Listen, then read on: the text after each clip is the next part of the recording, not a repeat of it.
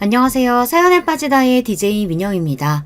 오늘도 두 가지 사연 준비되어 있으니 재미있게 들어주시고요. 구독과 좋아요 버튼도 꼭 눌러주세요. 그럼 오늘의 사연 함께 시작해 볼게요. 여러분 안녕하신가요? 제가 살다 보니까 유튜브에 사연도 다 신청을 해보네요. 이래서 인생이란 어쨌든 오래 살고 볼 일이라고 그러나 봅니다. 사람의 얼굴은 절대로 한 가지가 아니죠. 이런 면과 저런 면을 필연적으로 다 가지고 있을 수밖에 없어요. 그런 의미에서 저는 여러 가지 기구한 모습을 과거 속에 감춰둔 사람이라고 할 수 있겠습니다. 제 나이 28이 되던 해 남편을 처음으로 만났습니다. 100년 가약을 맺었고 이듬해 늦가을 무렵 아들을 얻었죠. 저는 친정이 여간 고리타분한 집안이 아니었기에 철저히 출가 외인 취급을 받고 있었습니다. 그리하여 이제 저라는 사람이 챙기고 섬겨야 할 집안은 오직 시댁뿐이었어요. 시댁은 보통 수준으로 잘 사는 집안이었어요. 아주 전형적인 집안이었다고 볼 수 있겠네요. 남편에게는 형제가 딱 하나일 뿐입니다. 제 시누이요. 시댁을 가운데 기점으로 두고 저희 부부가 동북 방향에 살았다면 시누이 부부는 서쪽 방향에 살아서 서로 간에 사는 곳이 가깝지는 않았습니다. 하지만 각자의 집에서 시댁은 먼 거리가 아니었기 때문에 종종 마주하고는 하는 얼굴들이었습니다. 시 매부는 항상 볼 때마다 얼굴에 자신감이 묻어나는 사람이었어요. 지난주에는 예상했던 것보다 매출이 2배 가까이 더 나왔네요. 이래서 장사가 예측이 힘들다니까요. 기분 좋게 주제를 떠들 때는 껄껄거리는 웃음소리를 꼭 곁들였어요. 다니던 직장을 그만둔 뒤 시 매부는 슈퍼를 차렸습니다. 시누이와 머리를 맞대고서 꽤 오래 고심한 결과물이라고 하였어요. 규모도 그럭저럭 괜찮았고 손님들은 시간을 가리지 않고 분주히 매장 안을 들락날락거리며 구매를 하였습니다. 우리만 잘 먹고 잘 살자고 하는 생각일 것 같았으면 슈퍼 같은 거 절대 시작도 안 했을 거야. 그치만 자식들이 있으니까 내 새끼들한테 더 나은 걸 쥐어주고 싶은 마음인데 뭔들 도전을 못하겠어. 더 나은 미래를 맞이할 수 있다는 희망, 그거 하나 가지고 자식들 위해서 시작했던 거지. 기대보다 걱정이 훨씬 더 컸었는데 잘 돼서 너무 다행이지 뭐야. 이런 운명이었었나 봐. 시누이의 얼굴에는 고단함과 안정적인 여유가 동시에 흐르고 있었습니다. 두 자식들을 위해 부모로서 과감한 도전을 해낸 시누이 부부였습니다. 슈퍼가 잘 돼서 싫어하는 사람은 아무도 없었죠. 그리고 앞으로도 꾸준히 계속 그렇게 슈퍼가 무난하게 운영될 거라는 점을 의심하는 사람 역시 아무도 없었습니다. 하지만 어느 날부터인가 시 매부가 이런 소리를 하기 시작했어요. 원래 큰 판에서 돈이 크게 벌리는 법인데 지금은 그거 하나가 참 아쉬워. 암만 생각해도 아쉽단 말이지. 아무래도 운영 중인 슈퍼의 규모에 대해 아쉬움이 가득한 것 같았습니다. 분명 처음에는 절대 규모 가지고 왈가왈부하지 않았거든요. 제 생각이지만 처음에 차렸을 적에는 그것도 아주 규모가 넉넉하다는 계산으로 장사를 시작했었을 거예요. 그러나 사람 마음이라는 게 시시각각으로 변할 수밖에 없잖아요. 장사가 좀 되기 시작하니까 어느새 시 매부는 아쉬움의 입맛을 다시며 슈퍼를 바라보게 되었어요. 더 크게 차릴 걸, 이렇게 잘 될 줄 알았다면 진작에 더 크게 시작했을 텐데. 이런 생각이 걷잡을 수 없이 시 매부의 머릿속에 자리를 잡았습니다. 그러면서 시누이와 이 문제에 대해 진지하게 상의에 들어간 것 같았어요. 왠지 걱정스러웠는데 결국 몇 주가 흐른 뒤에 시누이 부부는 결국 그 슈퍼의 규모를 키우기로 결정 내렸고 그러면서 금전적인 도움이 좀 필요하다는 내용을 밝혔습니다. 규모를 그저 키우는 것이 아니고 아주 확 키울 작정인 것에 듣던 제 눈앞이 아득해지더라고요. 아예 영업을 하고 있던 그 근처의 빈 땅에다 초대형 슈퍼를 짓는 게 두 사람의 목표였던 거예요. 지금 이렇게 잘 되고 있을 때 더 도약을 해내야죠. 물 들어올 때 노를 저어야 할 거 아닙니까? 시매부가 열변을 토하였고 시누이는 자신만만한 얼굴로 계속 추임새를 곁들였습니다. 그 앞에 앉아 계신 시부모님의 얼굴은 아주 복잡한 기색이었고요. 시누이는 자기 시댁 식구들로부터 이미 십시일반 돈을 걷기로 했다고 그랬어요. 그러니까 자기 친정에서도 도와줄 수 있는 만큼 도와줬으면 좋겠다고 솔직하게 말을 하더라고요. 그렇게 말을 하는데 시부모님 입장에서 어떻게 단호히 안 된다는 소리가 나가겠나요? 게다가 우려 속에서 차렸던 슈퍼가 잘 되고 있었기 때문에 시 매부의 주장에 따라서 더 커지면 수익도 그만큼 커질 것이라는 기대감이 고개를 드는 것도 어쩔 수 없었고요. 시부모님은 그냥 보통으로 살아오신 분들이었어요. 재산도 그저 고만고만하게 들고 계셨죠. 그리고 그때 그 재산이 전부 신우이 부부에게 넘어갔습니다. 몇 달 뒤 그 지역에서 가장 큰 슈퍼가 문을 열었습니다. 커다란 현수막에 적힌 확장 이전, 그랜드 오픈 같은 글자들이 모두의 기대감을 안고 있었죠. 그때 그렇게 잘 되었다면 얼마나 좋았을까요? 성공을 했다면, 아니, 최소한 쪽방만 치지 않았어도 좋았을 것입니다. 그러나 엄청난 규모로 문을 연 그 대형 슈퍼는 완전히 폭삭 망해버리고 말았습니다. 그야말로 패가 망신이라는 표현이 딱 걸맞았어요. 어마어마한 빚더미를 마주해야만 했죠. 그 빚, 그 엄청난 거액은 지금 기준으로 보아도 식은땀이 줄줄 흐르고 삶의 의욕이 저절로 사라지는 숫자인데 당시에는 차라리 죽는 게 어떨까 싶을 정도 생각밖에 안 드는 그런 끔찍함이었습니다. 그 대단하디 대단한 피해에서 저희 집도 무사할 수 없었죠. 저희 부부도 돈을 그때 다 잃었습니다. 작은 단칸방 집으로 쫓기듯 이사를 가야만 하였고요. 시부모님께서는 온 마음과 정성을 다해 기도를 드려보겠다 하시면서 어느 날 이른 새벽부터 산에 오르셨다가 그만 사고를 당하셨습니다. 두 분 다 산길을 오르던 중 발이 미끄러져 한참을 아래로 구르셨던 거예요. 머리를 다치셨던 시아버지께서는 병원에서 사경을 헤매시다 한 달을 좀 넘게 버티신 끝에 돌아가셨습니다. 시어머니께서는 사고 이후 열 하루 만에 의식을 제대로 되찾으셨던 바 있는데 상태가 너무 좋지 않아서 혹시나 충격을 받아 잘못되실까 시아버지께서 사경을 헤매고 계심을 알려드리지 못했고요.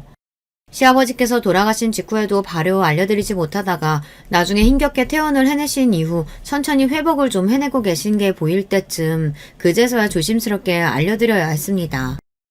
그때 시어머니께서는 차마 입에서 아무 소리도 못 내시고 당신의 가슴을 쥐어짜듯 두드리고 또 두드리며 그렇게 한 맺힌 눈물을 흘리셨습니다.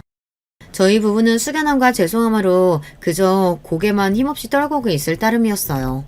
솔직히 원흉을 꼽는다고 하면 시매부였죠. 애초에 슈퍼를 시작한 것도 무리하게 확장 이전을 하자고 나선 것도 시매부였으니까요. 그리고 신우이는 피가 섞인 시댁 식구이기라도 하지 시매부는 그렇지 않으니까 마음이라는 게 아무래도 좀 그랬던 것 같네요. 그런데 시매부가 마음고생을 너무 많이 해서 얼굴이 반쪽이 되다 못해 아예 산송장처럼 변한 모습을 보니 차마 원망의 말이 입 밖으로 안 나가더라고요. 당신 때문에 지금 우리가 어떻게 된 줄 아느냐, 우리 아들이 얼마나 열악한 환경에서 살게 된 줄 아느냐, 막 이렇게 따지면서 온갖 원망을 소리를 다 내뱉고 싶은 게 본심이었지만 사람의 몰골도 아닌 것처럼 그렇게 변해버린 시매부의 모습을 마주하고 나니 진짜 그냥 한숨밖에 안 나오더라고요. 시매부도 자기 자식들 더 나은 환경에서 공부시켜주고 싶다는 일념으로 그렇게 해서 대학 더 잘 보내주고 뒷바라지 잘해주고 싶다는 부푼 마음으로 도전했던 거니까요. 같은 부모로서 그 점만은 정말 애잔할 따름이었죠. 시매부네 집안도 쑥대밭이 된 지 오래였어요. 그 집안도 원체 그렇게 잘 살지 못했어요. 그러니까 직격탄을 맞고 전부 다 아스라졌죠. 그렇게 자기 친정을 꼬드겨서 돈을 털어간 신우이도 죽일 듯 원망할 수가 없었습니다. 남편부터가 자기 누나를 진정으로 탓하지 못했으니까요. 미안한 마음을 진작에 너무 많이 갖고 있었기 때문입니다. 신우이가 남편하고 나이 터울이 컸거든요. 나이 차이 많이 나는 우리 누나. 그래서 항상 어렸을 때부터 누나는 항상 의연하고 꿋꿋하고 무슨 상황에서든 척척박사야만 했어. 날로 태어난 걸 스스로 죄스럽게 여기면서 눈칫밥 실컷 먹으며 유년 시절을 보냈어야 했지. 반면에 나는 단지 아들이라는 이유 하나만으로 집안 어른들로부터 예쁨받고 대우받고 인정받고 그렇게 어린 시절을 보내면서 자라왔어. 누나는 집안 형편을 핑계로 학업도 길게 못 이어갔고 사회생활에 내몰리자마자 벌기 시작한 돈을 다시 집에 갖다 줘야만 하는 그런 억척스러운 장녀였지. 나는 누나가 번 돈으로 제법 편하게 학창시절을 보낼 수 있었던 걸 부정할 수가 없어. 누나가 희생을 많이 했지. 이렇듯 심각하고 힘든 사태를 겪고 나서도 이런 상황 속에서도 차마 진정으로 자기 누나를 원망하지 못하고 혼자 속으로 화를 삭히는 남편을 저는 왠지 이해할 수 있었습니다. 안 피우던 담배를 뻑뻑 피우면서 술잔을 기울이는 남편의 모습이 너무나도 안쓰러워 보였네요. 한편으로는 이런 게 인생이겠지 싶었습니다. 여보, 있잖아. 내가 하는 말 좀 들어봐. 너무 분하고 억울하지만 사람마다 팔자가 있고 운명이 있는 거더라. 출발선이 남들보다 한참 앞에 그어져 있는 사람이 있는가 하면 출발선조차 보이지 않아서 시작부터 헤매하는 사람도 있더라. 어쩔 수 없는 부분이고 이걸 인정하지 않으면 그 인생만 더욱 고되어질 뿐이야. 그러니까 우리는 그냥 받아들이자. 열심히 버텨보자. 괴로워서 죽을 것만 같지만 그래도 죽지는 말고 어떻게든 버티다 보면 그렇게 또 하루하루 사라지는 게 바로 인생일 거야. 우리 그렇게 살아보자. 응? 남편이 눈물이 가득 고인 눈으로 저를 빤히 쳐다보다가 고개를 크게 끄덕였습니다. 입을 떼는 그 순간에 울음소리가 막 튀어나갈 것 같아서 입술에 꽉 힘을 주고서 고개만 끄덕거리는 남편의 모습을 보며 저도 눈물을 연신 훔쳤죠. 굳이 말하지 않아도 남편이 저에게 너무나도 미안해하고 면목이 없어하고 있음을 저는 잘 알았네요. 하지만 저희는 100년 가약을 맺은 부부였으니까요. 자식을 둔 부모였으니까요. 어떤 일이 생겨도 함께 버티고 이겨내야만 했습니다. 저희 아들이 정말 어렸을 때부터 착한 녀석이었어요. 매사에 수더분하고 예민하지 않았네요. 얼굴이 저를 쏙 빼다 닮은 아들이었는데 행동까지만 보면 확실히 저보다 자기 아버지 쪽을 정말 많이 닮은 녀석이었네요. 건강하기만 해도 바랄 게 없이 고마웠는데 성격이 착하기까지 했습니다. 이렇게 고맙고 기특한 내 자식을 바라볼 때면 자연스레 미안한 마음이 따라붙더라고요. 어찌나 미안했던지 모릅니다. 내 자식이 이렇게 기특하고 잘났는데 부모가 받쳐주지 못해서 부족해서 그게 정말 눈물이 나는 점이었던 것 같아요. 부자는 망해도 3대가 간다고 하죠. 이뤄놓았던 미천이 있으면 그게 다 미들구석으로 돌아와서 회복을 이뤄낼 수 있는 요소가 되나 봅니다. 그렇다면 반대의 경우는 어떻게 봐야 할까요? 여러분은 어떻게 생각을 하시나요? 거지가 망하면 3대가 고생한다고 표현을 해야 맞으려나요? 미천 없는 사람들은 살면서 딱 한 번을 삐끗해도 끝날 수 있는 법이라는 생각도 저는 들더라고요. 금수저라는 표현이 뭔지 다들 아실 겁니다. 태어날 때부터 빵빵한 재력을 보유한 부모 밑에서 호의호식하며 걱정 없이 커온 사람들을 두고 금수저라고 하는데요. 금수저들은 든든한 배경이 있기 때문에 도전이 두렵지 않다고 하더라고요. 제가 유튜브에서도 그런 경험담을 보았습니다. 크게 도전을 했다가 실패를 맛보아도 다시 몇 번이고 도전을 할 수 있기 때문에 그런 건 인생의 경험으로 그저 남을 뿐이지 그것 때문에 인생이 망하지 않는다고 말을 하더라고요. 그걸 보면서 저는 숨이 턱 막히는 기분이 들었습니다. 돈에 쪼들리며 사는 사람들은 도전 자체가 인생을 거는 것이기 때문에 거기서 실패를 겪으면 인생이 망하는 것과 사실 다름이 없어지니까요. 특히나 그 실패라는 걸 겪었을 때 주변에서 받쳐주지 않으면 그대로 영원히 고꾸라지는 법 같습니다. 저희 집 같은 경우가 그랬죠. 주변에서 도움의 손길이라는 걸 기대할 수 없었으니까요.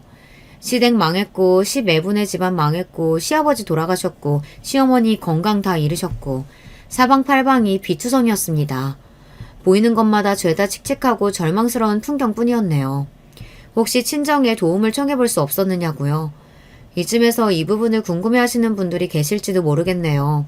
예석하게도 고리타분하고 꽉 막힐 대로 막힌 친정이 형편까지 어려웠답니다. 총체적 난국이었다고 할 수 있겠네요. 그래도 염치불구하고 친정에 가서 도와달라고 빌어보고 싶어도 그럴 수가 없었어요. 땅을 파서 뭐가 나올 만한 곳이어야 삽을 들고 갈 거 아니에요. 근데 아무것도 안 나오는 땅이니까 바라보는 것만으로도 그저 가슴이 답답하고 고개를 돌릴 수밖에 없었죠. 시누이 부부가 시어머니를 모시면서 그렇게 살았습니다. 온 집안을 들쑤셔놓고 망하도록 만든 장본인들이기도 하지만 혹시라도 잘못된 선택을 할까봐 세상을 등지겠다고 그럴까봐 그 점이 걱정이 되던 차원에서라도 시누이 부부에게 시어머니를 모시고 살게끔 하였네요. 어쨌든 시어머니라는 어른이 계신 상황이라면 다른 생각 안 하고 그저 이 악물고 살 것 같아서 그랬습니다. 시누이네 애들은 둘 다 대학을 안 갔습니다. 처음에 슈퍼를 차렸을 때까지만 해도 자식들의 대학까지 이미 머릿속에 그려보면서 장밋빛 미래를 꿈꾸었던 게 시누이 부부였는데 참 세상사 한번 잔인하게 돌아갑니다. 그마저도 큰애가 고작 22살의 나이에 혼전 임신을 하면서 상황이 어렵고 어처구니 없게 되었네요. 아무도 반기지 않았던 결혼이었고 그때 마주했던 시매부의 얼굴이 까맣게 너무 아픈 환자의 낯빛을 하고 있어서 제가 얼마나 심장이 철렁 내려앉았는지 모릅니다. 피골이 상접한 시누이 쪽도 마찬가지였고요. 그래도 어떻게든 발버둥을 치면서 일을 하러 다니고 돈을 버는 두 사람의 인생을 앞으로도 응원하고 싶은 마음이었네요.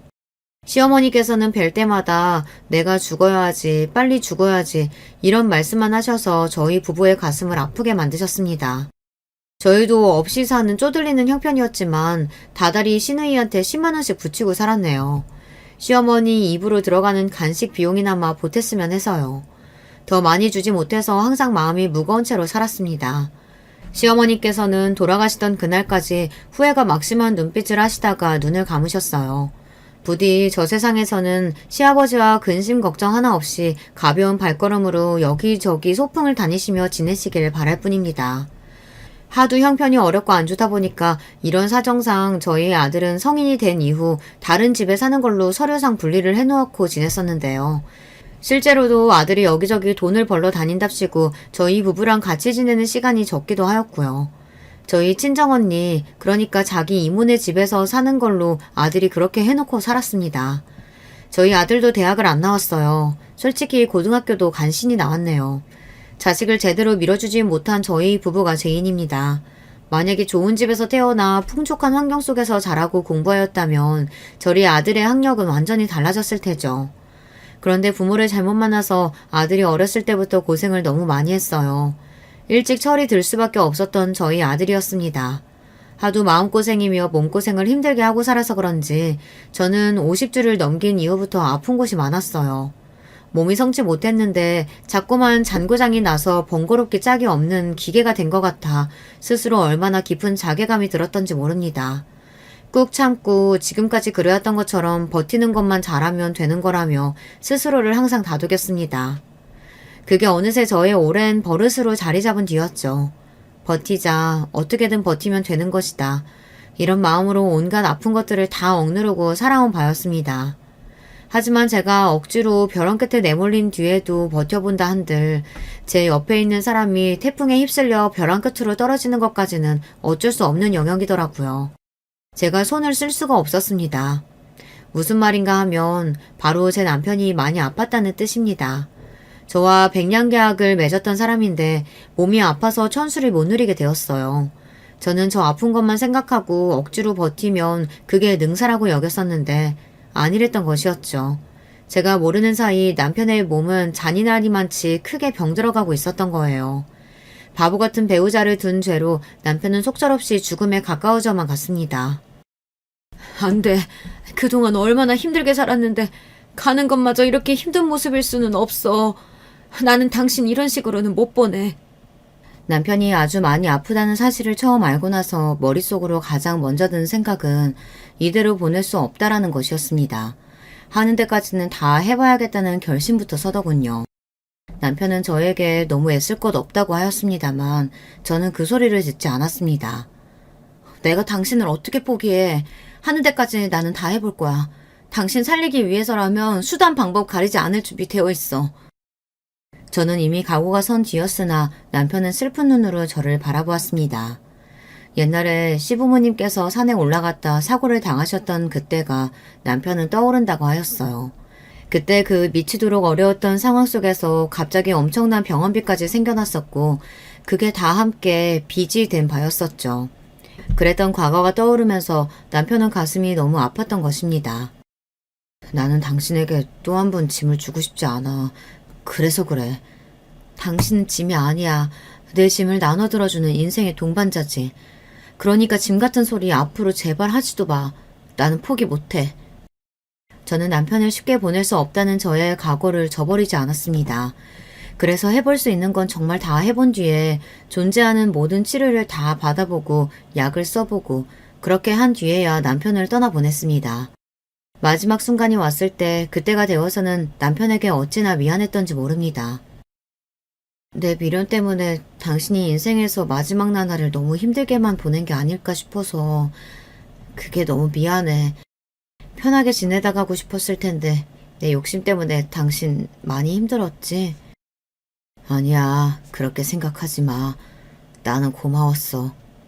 나를 위해서 그렇게나 애를 써주는 게 끝까지 날 포기 안 하고 놓지 않아준 게 사실 많이 기뻤다. 여보, 나는 먼저 가서 기다리고 있을 테니 천천히 와. 내가 앞으로 항상 지켜봐 줄게. 그리고 다른 놈 만나도 돼. 나는 괜찮으니까 당신이 앞으로 최고로 행복한 길을 찾아서 그렇게만 지낸다면 좋겠어. 내가 정말 많이 미안하다. 미안하다고 하면서 저를 쳐다보던 남편의 그 눈빛을 저는 죽는 그날까지도 잊지 못할 겁니다. 남편이 숨을 거두고 나서 저는 아들과 서로 기댄 채로 한참이나 울었습니다.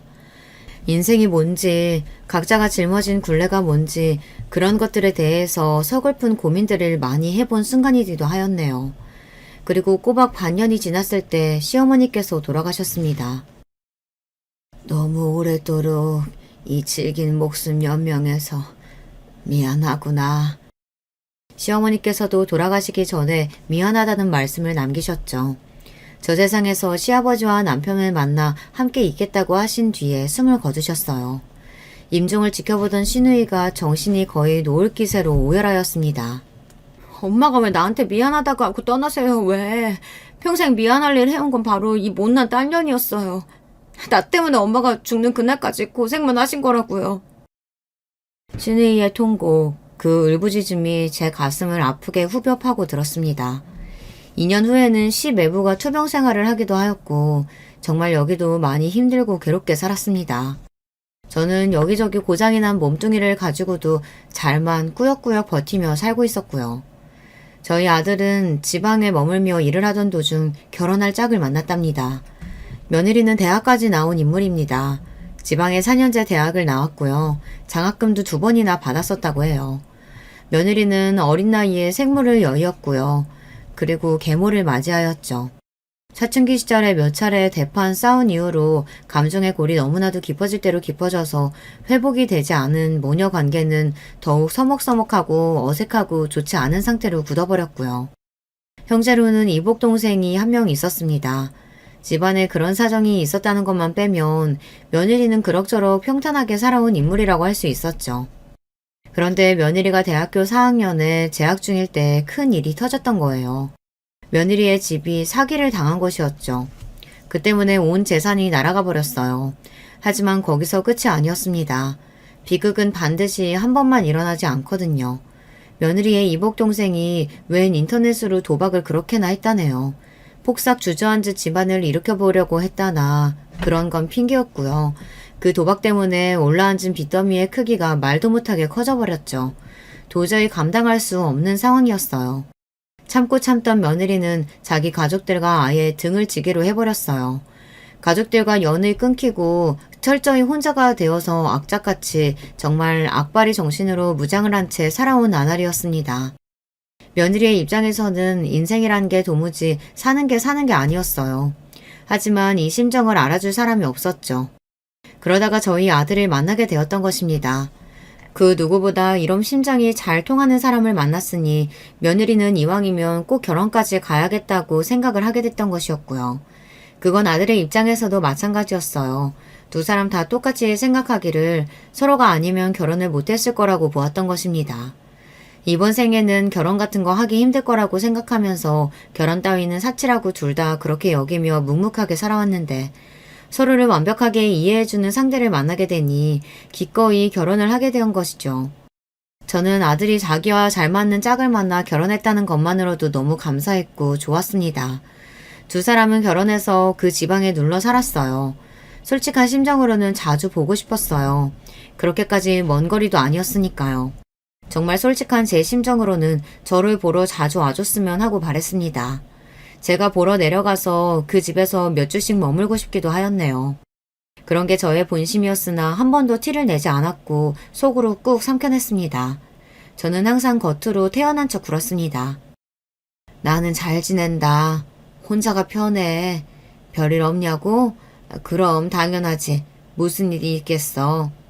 아무런 문제도 없어. 병원도 혼자 다 잘 다니는 걸 뭔 걱정이 있을까.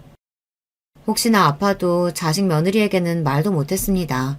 걱정을 살까봐 그리고 민폐를 끼칠까봐 혼자서 모든 걸 끌어안고 지냈습니다. 잔소리 한마디를 안 하였고요. 참견하는 법도 없었네요. 부족하고 못난 모습만 아들에게 보이며 살아온 저였기에 아들의 결혼 생활에 제가 감히 끼어들고 손가락을 얹고 싶은 마음도 들지 않았습니다. 그런 제가 유일하게 자식 며느리들 들들 볶아가며 닭달에 대고 잔소리를 날렸던 건 남편의 기일을 챙기는 문제였습니다. 온 정성과 마음을 다하기를 그날만큼은 꼭 그렇게 굴어주기를 제가 바랬거든요. 제가 워낙 남편이 떠난 날을 유난스레 여기고 챙기니까 며느리도 잠자코 시간을 내었지만 속으로는 생각이 많았던 모양입니다. 저한테 조용히 이런 소리를 하더라고요. 어머님은 억울하지도 않으신가 봐요. 원망스럽지도 않으세요? 솔직히 결혼 한 번 잘못해서 이렇게 되신 거잖아요. 한평생 고생만 하셨는데 그럼에도 돌아가신 아버님을 그렇게나 챙겨드리고 싶으세요? 제가 알기로는 아버님 편찮으셔서 돌아가실 때도 그전까지 어머님이 온갖 안간힘 다 쓰셨다고 하던데. 정말 대단하세요. 저는 이해가 안 돼요. 아무리 가족이라고 해도 저는 진짜 죽일 듯이 원망스럽거든요. 저는 제 가족을 가족이라고 부르기도 싫어요. 그러니까 연 끊고 후련하게 사는 것이고요. 시누이 부부의 무리한 사업 확장 때문에 시작되었던 온갖 시련이었으니 며느리가 보기에는 제가 결혼을 잘못해도 너무 한참 잘못해서 인생을 망친 불쌍하고 불우한 여자로 여겨질 듯 싶었습니다. 저는 제 남편의 가족들이니까 시댁도 당연히 제 가족이니 그러니 가족을 위해 함께 고난의 시기를 보내고 버티며 이겨내는 건 당연한 일이라고 생각했거든요. 하지만 며느리는 그런 저를 죽어도 이해할 수 없다는 눈으로 바라보고 있었죠. 제 아들과 결혼한 지 2년이 다 되어갈 무렵 며느리의 양친이 결국에는 이혼을 하셨다는 소식이 들려왔습니다. 어차피 안 보고 살았으나 그럼에도 며느리는 한숨이 저절로 흘러나오는 모양이었습니다. 양친의 이혼 때문에 며느리가 며칠 동안을 심란한 얼굴을 하고 살고 있다고 아들이 말해주더라고요. 두 사람은 결혼 3여 년 만에 2세를 가졌습니다. 기쁜 임신 소식이 들려왔고 저는 너무 감격스러워서 눈물이 찔끔 날 정도였죠. 며느리가 뱃속의 아이한테 몹시나 집착을 한다고 아들이 그랬습니다. 엄청나게 신경을 쓰며 지낸다는 이야기였죠. 며느리는 임신 사실을 11주가 되었을 때 알았다고 하던데요. 그걸 가지고도 늦게 알아차려서 정말 미안하다며 뱃속의 아이한테 며느리가 얼마나 사과를 하면서 유난을 떨던지 모른다고 그랬습니다. 당연한 이야기지만 두 사람은 굉장히 아끼면서 결혼 생활을 해온 바였어요. 절약은 기본이었죠. 그럼에도 며느리는 뱃속에 아이가 먹고 싶다고 생각이 들면 얼마나 비싼 음식이든 가리지 않고 마구마구 사 먹었다고 하였습니다. 아이가 먹고 싶어 하면 그걸 꼭 들어줘야 한다는 게 며느리 생각이었고요. 그러면서도 다른 곳에 들어가는 비용은 허리띠를 더욱 졸라매면서 아끼자고 하였어요. 태어날 아이를 생각하면 한 푼이라도 더 돈을 아껴서 모아야 한다는 이야기였습니다. 며느리는 이상적인 가정을 이루는 것에 상당한 집착이 있는 듯 하였어요. 나는 자식한테 해줄 수 있는 건 다 해주는 그런 부모가 되고 싶어.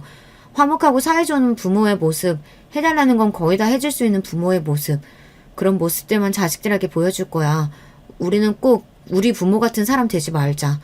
그걸 목표로 삼기만 해도 아주 괜찮은 부모가 될 수 있을 거라고 나는 그렇게 생각 중이야. 며느리는 자기 생각을 거듭 분명하게 아들을 향해 밝혔고요. 어차피 남보다 못하게 안 보고 사는 분들이라고는 하지만 내 부모님이라는 그분들 어떤 꼬라지였니 생각을 해봐. 그리고 당신 어머님도 지금 기껏 기초수급비만 받으며 사시잖아. 한 번 사는 인생인데 다들 너무하시는 거 아니야? 우리는 절대 그런 부모가 되어서는 안 돼. 그렇게 말을 하며 며느리가 뜨거운 눈물을 한 줄기 흘린 바람에 아들이 차마 무엇라고 대꾸나 반박도 못했다고 하더군요. 눈물이 흐르는 와중에도 며느리의 눈빛은 분에 가득 차 있었대요. 아들은 그저 한숨과 함께 고개만 끄덕여줄 뿐이었죠. 건강하게 아이를 낳고 나면 며느리가 너무 그렇게까지 과하게 행동하고 말하는 것들이 나아지지 않을까 아들은 짐작하며 기대했다고 합니다. 임신 증상 중 하나로 며느리가 과한 생각들을 하게 됐던 건 아닐까 아들은 그렇게 넘겨짚었던 건데요. 안타깝지만 그 기대에는 들어맞지 않았습니다. 며느리는 출산 이후에도 똑같았거든요. 건강하고 어여쁜 딸을 며느리가 무사히 낳았는데 저에게는 손녀가 생긴 것이었습니다. 너무 기쁘고 그 감동은 말로 표현이 안 됐죠. 도움을 주기 위해 제가 가서 딱 2달간 같이 지냈습니다. 출산을 마치고 1달 정도는 며느리가 몸 회복만 신경 써서 저도 잘 몰랐는데요. 그 이후로 굉장히 예민하게 굴었습니다. 사사건건 예민한 눈초리로 저를 훑어보며 얼마나 야단이었는지 모릅니다. 어머님, 아기를 왜 그렇게 안으세요? 제발 조심 좀 하세요. 어머님은 아들만 낳고 키워보셔서 잘 모르시는 모양인데 딸은 더욱 세심하고 조심스럽게 대해야 하는 법이에요. 어머님이 새로 잘 좀 배워주세요. 오만 것에 트집을 잡으며 짜증을 냈고 예민한 기질을 따져보자면 한도 끝도 없을 정도였습니다. 그럼에도 제가 해주고 싶은 건 해주고 싶은 마음에 버티면서 2달을 채웠네요. 버티는 건 제 인생의 특기였으니까요. 2달간 같이 지내다가 저의 작은 보금자리로 돌아왔던 날 자리에 눕자마자 끙끙 앓기 시작해서 이틀을 내리 힘들어하다 간신히 정신을 차렸었죠. 온몸이 두들겨 맞은 것처럼 근육통으로 시달리고 있었습니다. 제가 원체 몸이 좋지 않기도 했기 때문에 너무 힘들었네요. 그럼에도 불구하고 제 아들이 결혼을 해서 가정을 꾸렸다는 거, 어여쁜 손녀가 생겼다는 거, 이런 것만 생각해도 참 기분이 좋았고 흐뭇했어요. 이런 식으로 인생이라는 게 이어진다는 생각이 들더군요. 시간이 흘러서 어느덧 귀여운 소녀의 첫 돌이 다가왔고 약소하게 돌잔치를 하기로 하였습니다. 아들하고 며느리가 아주 가까이 지내는 지인들만 몇 불러서 짧게 식사나 하기로 했죠. 어차피 부를 사람도 많이 없으니 정식으로 돌잔치를 열 필요가 없다는 게 2사람의 생각이었고요. 짧게 식사만 달랑 끝내는 것이 아니라 대신에 좋은 호텔에 예약이 되어 있었습니다. 그곳에 한쪽 공간을 멋있게 꾸며놓고 거기서 돌사진을 여러 장 찍으면서 여유롭게 시간을 보내는 게 돌잔치 날의 진정한 백미였습니다. 고급스러운 기념사진을 아주 많이 남길 수 있는 곳이었어요. 이렇게 보면 정말 부잣집에서 태어난 막내딸 같아 보인다. 우리 공주님이 정말 고급스러운 느낌이 가득하네. 멋진 호텔에서 고급스러운 분위기를 내며 사진을 찍는 동안 며느리가 소녀의 모습에 감동을 받았는지 눈물까지 글썽이며 그런 말을 해댔습니다. 더할 나위 없이 알차게 흘러가고 있는 돌잔치 날이었으나 며느리가 묘하게 저한테만 태도가 안 좋더라고요. 불만이 있는 것인지 자꾸만 말투를 틱틱거리면서 냈고요. 2달간 며느리와 함께 지내며 그 성격을 겪어봤던 저는 오늘 같은 날에 예민한 기질이 잔뜩 튀어나와서 저런가 보다 싶은 추측이나 했었습니다. 그런데 알고 보니 구체적인 이유가 따로 있었더라고요. 묘하게 공기가 불편하기에 저는 오래 같이 있었으니 이만 가보겠다고 말을 꺼내자 아들이 깜짝 놀라면서 호텔 여기 방을 하루 빌렸으니 내일 가시라며 펄쩍 뛰었으나 옆에서 며느리는 아주 태연한 얼굴로 빨리 가시는 게 편하다면 그렇게 하셔야 하는 거 아니냐며 저를 얼른 보내려고 하였습니다. 저는 아무 내색도 없이 그렇게 하겠다고 말을 했고요. 그런데 잠시 후 아들이 소녀를 보고 있는 사이 며느리가 저한테 다가오더니 내내 틱틱대며 저한테 태도가 안 좋았던 이유를 밝히더군요. 어머니, 반돈이 대체 뭐예요? 반돈이라니 너무하시잖아요. 제가 소녀 돌인데 한돈도 아니고 반돈짜리를 맞춘 게 며느리가 보기에는 너무 싫었던 것입니다. 부끄러움을 뒤로한 채 제가 입을 열었어요. 내가 그거 기초수급비 모아서 맞춘 거야. 너도 뻔히 알면서 그러니. 아무리 그래도 친소년데 첫돌에 너무하신 거 아니에요? 진심이 안 보이잖아요, 진심이. 아우 짜증나. 왜 이렇게 사람이 구질구질해? 버럭 신경질을 낸 다음 며느리는 저를 한껏 째려보면서 중얼대기까지 하고서는 등을 획 돌렸습니다. 저는 눈물이 핑 돌고 말았어요. 가뜩이나 몸도 안 좋은데 이런 상황을 겪으니 손이 막 덜덜 떨리더라고요. 지금 가보고 싶으니까 아들한테 저는 바깥까지 배웅 나가달라고 했습니다. 제가 워낙 성격이 매사에 참고 또 참으면서 우직한 편이고 이래저래 말을 옮기고 다니는 사람이 아니니까 며느리도 제가 아들과 함께 나가는 모습을 보며 별 생각이 안 들었던 것입니다. 저도 원래는 입을 뻥끗할 작정이 아니었는데 그치만 아들하고 호텔 엘리베이터를 딱 탔는데 내부가 금빛인데 눈에 너무 들어오는 거예요. 저도 모르게 울컥 감정이 터져버리고 말았습니다. 미안하다. 너한테 정말 미안하다. 내가 평생 자식한테 잘못만 하고 사는 생각이 오늘 부쩍 강하게 드는구나. 네가 무슨 고생이니? 너는 왜 하필 못난 나한테서 태어나서 팔자가 이 모양이야. 제가 눈물을 닦으며 말을 쏟아내자 놀란 아들이 이유를 물어왔고 저는 며느리와의 일을 다 털어놓았습니다. 아들은 반돈이든 반의 반돈이든 상관없이 그 마음이 감사한 거라며 무척이나 속상해했어요. 그럴 거 없다. 그냥 내가 죄인이지 뭐. 며느리가 그 입장에서 이런 시어머니가 얼마나 싫고 한심하게 보일까. 내가 며느리였어도 그랬을 거야. 저는 괜히 마음에도 없는 소리까지 구구절절 늘어놓고 말았습니다. 며느리는 이제 과거 다 잊고 악착같이 살아볼 생각만 한다. 자식을 남부끄럽지 않게 키울 욕심이 가득하다. 그런 며느리에게 나 같은 시어머니는 부끄러운 존재일 뿐이다. 내가 그걸 오늘로써 분명히 알았다. 이렇듯 깊은 속에서만 하고 말았던 생각들도 그 자리에서 열띤 감정을 타고 입 밖으로 쏟아져 나오고 말았습니다. 아들은 이게 다 자기가 부족해서 그런다며 시무룩한 모습이었고 저는 애써 눈물을 닦고서 집으로 돌아왔어요. 몸이 너무 고단해서 기절하다시피 잠이 들었고 이튿날 정신을 차리고 나니 구구절절 떠들고 말았던 제 모습이 한심해서 미칠 지경이었습니다. 민망한 가슴을 안고서 아들에게 문자를 남길까 하다가 고민 끝에 전화를 걸었어요.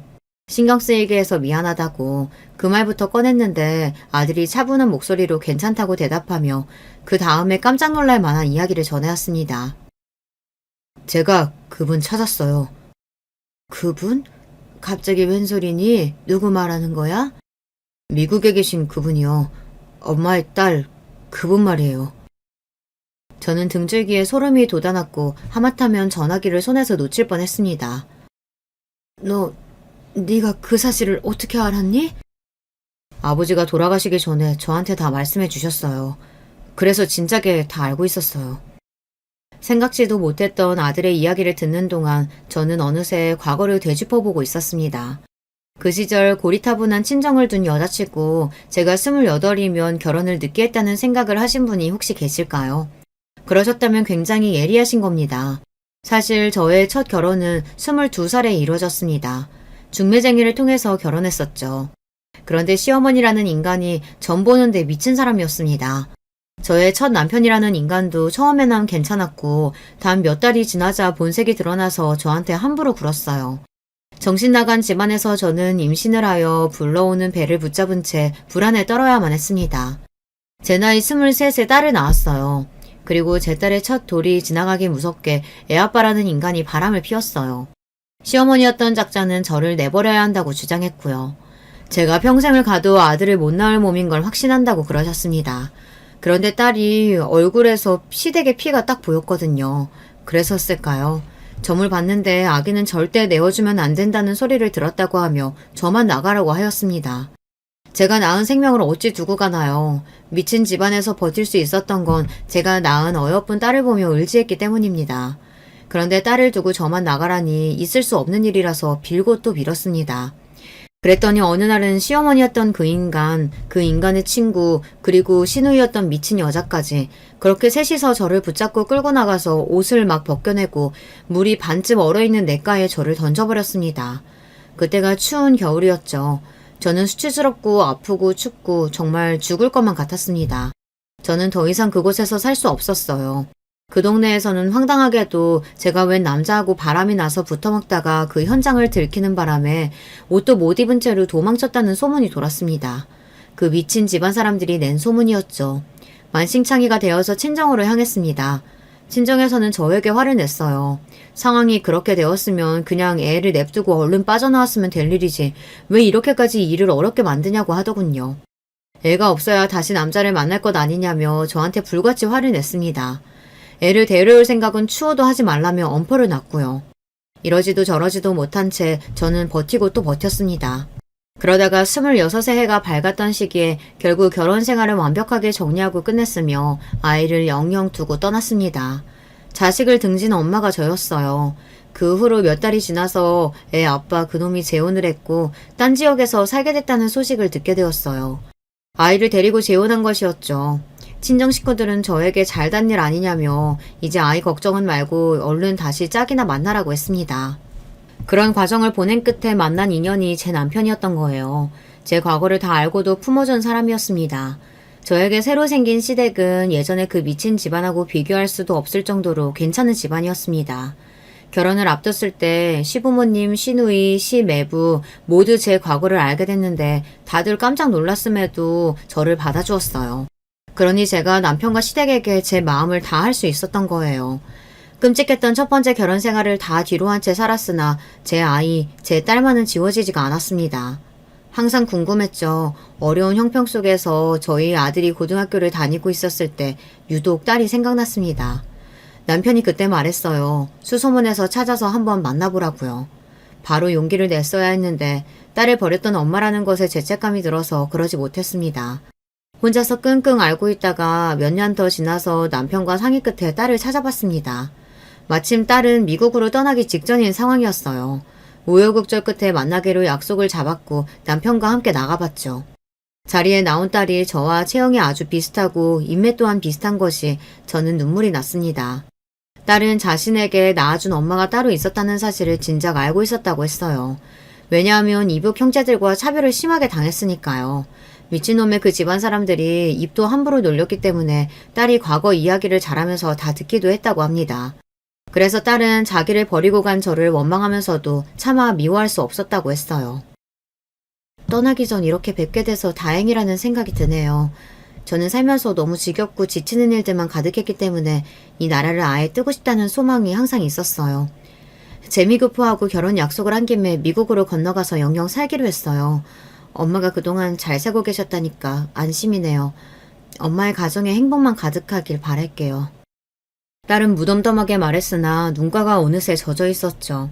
저희 부부는 이래저래 힘들게 사는 중이라는 소리를 그 앞에서 전혀 하지 않았고 평범하게 아주 잘 사는 척 했습니다. 100만 원이 든 봉투를 딸에게 건네주기도 했죠. 꼭 받아달라고 간절하게 말을 했더니 딸이 마지못해서 그걸 받았습니다. 눈물을 꾹 참으며 돌아섰던 딸과의 만남은 깊은 여운을 남겼고 몇 날 며칠을 곧 씹으며 지냈어요. 그리고 며칠 뒤 집으로 웬 편지가 왔는데 미국에서 보낸 것이었습니다. 덕분에 한국이 외로운 곳이라고만 기억되지 않게 됐어요. 감사해요. 만약에 제가 다시 한국에 가서 살게 된다면 그건 두 분 덕에 용기가 생겼기 때문일 거예요. 이런 내용이 적힌 편지였습니다. 혹시나 싶어서 100만 원이 들었던 봉투 안에 주소와 연락처 같은 걸 적었었거든요. 그걸 보고 딸이 편지를 붙인 것이었죠. 그 편지를 안고서 한참을 울었습니다. 고맙고 기특하고 또 미안해서 그랬습니다. 딸이 미국으로 떠나기 전에 만났고 편지를 받게 된 것까지 남편의 덕이 분명히 있었죠. 그래서 남편에게도 많이 고마웠어요. 딸이 보내온 편지를 고이고이 몰래 간직하고 있었는데 설마 그 편지 봉투에 기재되어 있던 보낸 사람의 주소를 남편이 아들에게 알려주고 세상을 떠났을 줄은 상상도 못했습니다. 그 주소로 편지를 붙일까 하다가 미국에서 살다 온 경험이 있는 지인한테 일단 물어봤어요. 그랬더니 지인이 그 주소를 보더니 그 근처에 있는 한인교회를 찾더라고요. 그 주소지 근처에 있는 한인교회 두 곳을 연락해봤죠. 한인들끼리 사회를 이루며 지내기 때문에 높은 확률로 한인교회를 다니고 있을 거라고 아들의 지인이 추측했다고 해요. 그래서 인터넷에 나와 있는 번호로 전화를 걸었고 한 곳에서 제 딸이 그곳에 다니고 있다고 그랬던 겁니다. 연락을 전해달라고 요청한 뒤 몇 시간이 지나서 딸이 아들의 번호로 전화를 걸었어요. 그렇게 제가 낳은 두 자식 간의 통화가 이루어졌던 것입니다. 아들은 제가 너무 외롭고 힘들어한다는 이야기를 꺼냈고 딸은 그 말을 듣자마자 울었다고 합니다. 잘 살고 계셔서 연락이 없으신 줄 알았는데 내가 그 인생에 흠집이나 짐이 될까봐 끼어들 수가 없었는데 그랬는데 그동안 그렇게 힘들게 사셨을 줄이야. 딸이 당장 비행기표를 끊겠다는 말을 했다는 그 이야기를 아들에게서 전해 들으며 저는 실감이 안 나고 한참을 울다가 웃다가 그랬습니다. 제 멋대로 행동을 해버려서 아들이 죄송하다고 했을 때 제 고개가 멋대로 좌우 방향으로 움직였죠. 아니야, 잘했어. 정말 잘했다.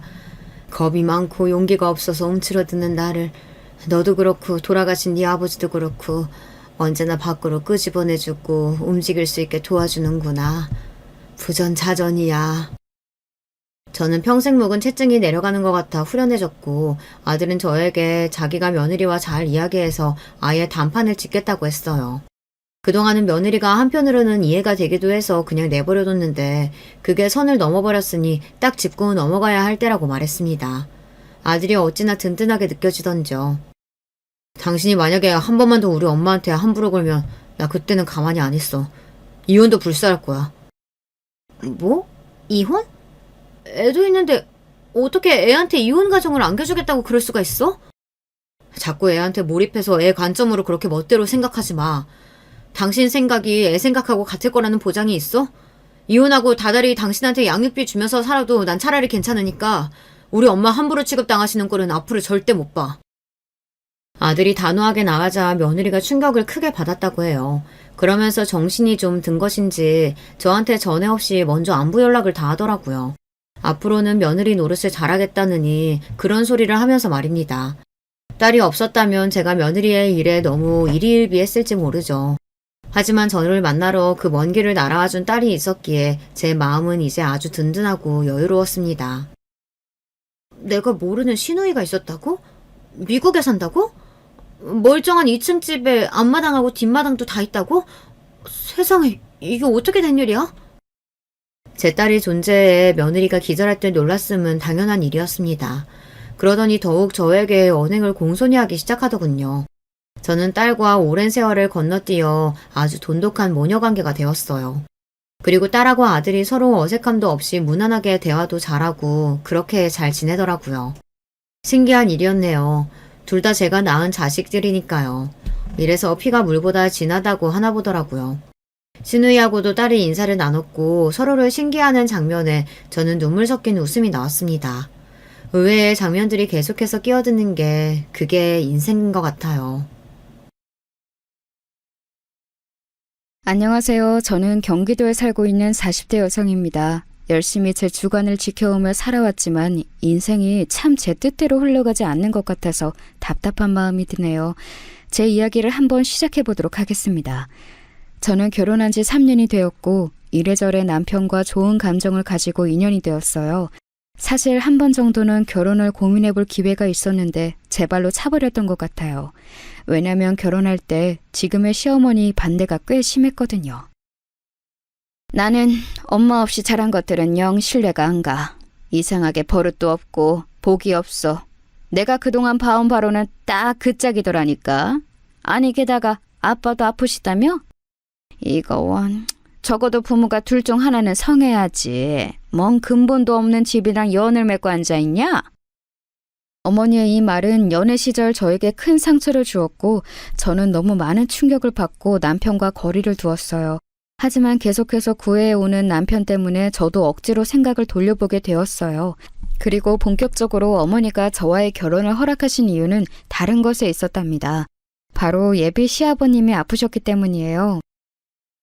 아이고 명준아, 네 아빠 오늘 내일 하는 상황에 빨리 장가라도 가야지 어쩌냐. 빨리 그 누구냐, 그 예진인가 뭔가랑 결혼해. 아이 전화 좀 바꿔줘봐라. 이러면서 막 닥달을 하면서 절 바꿔달라고 하더니 얼른 결혼들 하라고 하시는 거예요. 우리 명준 아버지 지금 그나마 말짱할 때 얼른들 결혼식 올려라. 응?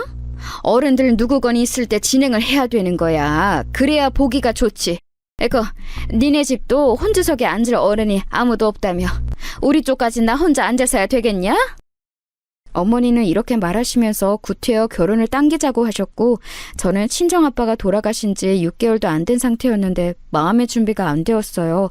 이때는 제가 화가 나서 밀었고 결국 어머니와 저는 상당한 미움을 가진 상태로 1년 뒤 가족이 되었답니다. 하지만 저도 너무 서러운 게 어릴 적 돌아가신 우리 엄마와 제 관계를 두고 함부로 말하시는 게 참 싫더라고요. 그래도 결혼하면 좀 나아지겠지. 어머니랑 마주할 일이 뭐 얼마나 많을까 싶어 많은 것들을 참기로 했어요. 그런데 어머니는 내가 언제 그런 약속을 했냐면서 아들 집에 수시로 드나들겠다고 선포하시더라고요. 얘, 내가 왜 우리 아들 집을 드나드는데 네 눈치를 봐야 하냐? 너 그렇게 맨날 따지고 들고 그러면 복도 달아나는 거야. 난 너한테 쌓인 거 많다.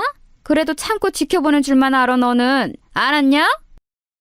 어머니는 매번 이런 식으로 말을 하면서 예고도 없이 찾아오셨고 어느 날은 또 정말 황당한 일을 저지르기도 하셨는데요. 갑자기 전화하셔서 집이냐고 막 물어보시더니 한 10분쯤 지나서 웬 어르신들 2분을 모시고 집에 들이닥치신 거예요. 예, 빨리 과일이랑 이것저것 좀 내와라. 물도 갖고 오고. 뭐 마실 거 없냐? 아 그래, 여기 식탁 쪽 자리 좀 만들어. 아이고, 뭘 토요일 아침부터 라면들을 먹고 앉았냐. 빨리 좀 치워라. 아, 더럽게 이게 뭐야? 이러면서 그 낯선 아저씨와 아줌마는 식탁 앞 의자에 앉히시는 거예요. 편하게 티셔츠에 반바지만 입고 있던 남편은 옷이라도 제대로 챙겨 입겠다고 안방으로 뛰어들어가 버리고 저만 멍청이 서 있다가 그분들을 맞이하게 되었어요. 알고 보니 이분들은 어머니가 평소 거래하고 지내는 부동산 아저씨 아주머니셨는데요. 왜 이분들을 우리 집에 데리고 오신 걸까요? 나중에 이유를 묻는 저에게 대충 이렇게 얼버무리시는 거예요. 아우, 왜긴 왜야. 내가 필요하니까 불렀지. 내가 명준님 명의로 사둔 집이 있어. 그 집 상태 갖고 얘기 좀 하려고 부른 거야. 다 아들 거 될 거니까 불러서 얘기하는 거고. 그리고 그런 얘기 할 만한 곳이 네 집 말고 또 어디 있냐? 저는 어머니가 이렇게 막무가내로 밀고 나오시며 정말 당할 재간이 없더라고요. 그래도 이때에는 신혼이니까 참았어요. 나중에 임신했을 때에는 어머니를 정말 견뎌낼 수가 없어 중간에 대들고 싸우기도 했답니다. 임신 초기란 많이 지쳐있고 힘들어하는 저를 어머니는 대뜸 여행을 잡아서 끌고 다니셨거든요. 그때 정말 제가 잊혀지지도 않는 게 임신 4개월인 저를 갖다가 무작정 계곡으로 데려가신 거예요. 옛날에는 배가 잡채만큼 불러서도 잘만 엎드려서 호미질하고 농사짓고 별것들을 다 했어. 너 애 있다고 너무 유세 부리지 마라. 애를 너만 가져본 것도 아니고 너무 그렇게 유난 떨면 애가 밉게 나와. 아니, 어디 잘못돼서 나온다는 말도 있더라. 나 봐라. 나는 명준이 가졌을 때 그렇게 시부모님한테 순종하고 잘했어. 그러니까 애가 저렇게 반듯하고 이쁘게 태어났지. 꼭 말을 이런 식으로 기분 나쁘게 아주 상스럽게 꼬고 꼬아서 대꾸하시는 어머니를 보며 정말 화가 많이 났어요. 이쯤 되면 가만히 있으면서 이런 상황이 자꾸 흘러가게 허락하는 남편도 문제인 거잖아요. 저는 남편을 불러다가 얘기했고 이 인간은 중간에 껴서 뭐라 하지도 못하고 멍청이 있더라고요. 어머니 말씀하시는 거 들었지? 세상에. 나 아무리 입덧도 끝났다고 하지만 아직 임신 중기에 조심해야 될 때야. 막말로 물 받고 미끄러지면 어쩌려고 그래? 자기 원래 이렇게 어머니랑 어디 다니고 그런 것도 아니었잖아. 결혼하고 내가 들어오니까 갑자기 이런 스케줄 잡아서 막 돌아다니시는 거 아니냐고. 내가 왜 그런 스케줄에 다 맞춰야 해? 뱃속에 애도 있는데 진짜 너무 스트레스 받고 힘들어. 당신 어머니한테 말씀드려서 자고 가는 거 진짜 너무 무리고 저녁쯤 집에 가자고 말씀드려봐. 이 이상은 나도 화나서 참을 수가 없어. 남편은 제 말을 듣고도 계속 우물쭈물하면서 자기 엄마 눈치를 심하게 보는 거예요. 근데 엄마가 모처럼 가자고 해서 온 건데 우리 결혼하고 애기 생겼다고 축하해주고 싶어서 그런 거잖아. 조금만 참아보자, 응? 이런 얼토당토 않는 반응에도 저는 화를 꾹 참고 견디려던 찰나 점심을 먹는 중 진짜 머리 끝까지 화가 치솟더라고요. 제가 임신해서 호르몬이 많이 나와서 그런 건진 몰라도 너무너무 서운한 상황을 겪게 되었어요. 임산부를 앞에 두고 이게 있을 법한 일인가요? 어머니는 임신한 며느리 생각해서 사주는 밥이라고 하시더니 그 맛있다는 갈비집에서 고기를 굽는 족족 자기 아들한테만 쑥쑥 올려다 주시는 거예요. 명준아, 이것도 먹고 저것도 먹어. 너가 아빠 된답시고 고생 많았지. 이거 갈비살 시라니 괜찮다. 삼겹살 한 판 비웠으니까 갈비 많이 먹고. 갈비탕도 시켜줄까? 이러면서 계속 본인 아들 먹을 것만 챙기시는 거예요. 저도 엄청 속이 허한 상태였기 때문에 갈비 한 점 집으려고 했더니 어머니는 대뜸 제 손등을 탁 치면서 이런 말씀을 하시더군요. 에그머니나, 아직 고기 안 익었다. 이거 시뻘건 거 봐라. 먹고 탈려면 어쩌려고 그래? 이건 손대지 말아라. 그러면서 괜히 핀잔을 주시더니 익혀지자마자 곧장 바로 자기 아들 앞에 주시는 거예요. 민망하다고 느꼈는지 남편이 외려 저한테 넘겨주고 어머니는 그게 또 미워 보여서는 톡 쏘시더라고요. 아이고, 너나 좀 많이 먹어라. 네가 누구를 챙겨줘. 삐쩍 말라가지고. 엄마도 없이 마누라밥 챙겨 먹는다고 고생했지. 임신했다고 밥도 잘 안 챙겨주고 너만 못 먹고 고생했을 거 아니냐고. 명준이 너나 실컷 먹어. 애미, 너도 먹어라. 이렇게 말만 하시면서 무슨 파치 엄마 마냥 기막히게 차별을 하시더라고요. 저는 가장자리에 떨어진 다 탄 고기나 몇 점 주워 먹었고 갈비탕도 아들만 시켜주시고 저는 그냥 내버려 두시는 거예요. 안 그래도 몸이 성치 않고 입도 끝난 지도 얼마 안 됐고 졸리고 피곤해하는 저를 밥도 그렇게 허술하게 먹으시더니 계곡 쪽으로 끌고 다니면서 어지간히 부려먹으셨어요. 야야, 얼른 명준이랑 나랑 여기서 사진 좀 찍어줘봐라. 응? 아니, 사진이 이게 뭐야? 좀 잘 좀 찍어봐라. 아이, 가만히 있어봐봐. 나 모자 좀 가져오게. 그 땡볕 아래 배가 조금 불러서 나와 있는 저는 열심히 시어머니와 남편의 투샷을 찍느라 30분 넘게 땀을 뻘뻘 흘려야 했어요. 나중에 기진맥진한 저는 계곡 앞쪽에 스르륵 주저앉았고 그런 저를 보고 어머니는 이렇게 말씀을 하시는데 그 말에 전 더 참지 못하고 택시를 불렀고 그대로 집으로 가버렸어요. 야, 아이고 팔자 좋다. 놀러와서 왜 그렇게 비실비실대? 그래가지고 나중에 애기 낳아서는 맨날 이렇게 따라다닐 수 있겠냐? 이 정도 더위도 못 참아서 어쩐다냐? 이 말을 듣는 순간 정말 얼마나 끔찍하게 느껴졌는지 몰라요. 애기를 낳아서 무슨 맨날 이렇게 어머니랑 남편이랑 넷이서 끌고 다닐 예정이신 걸까요?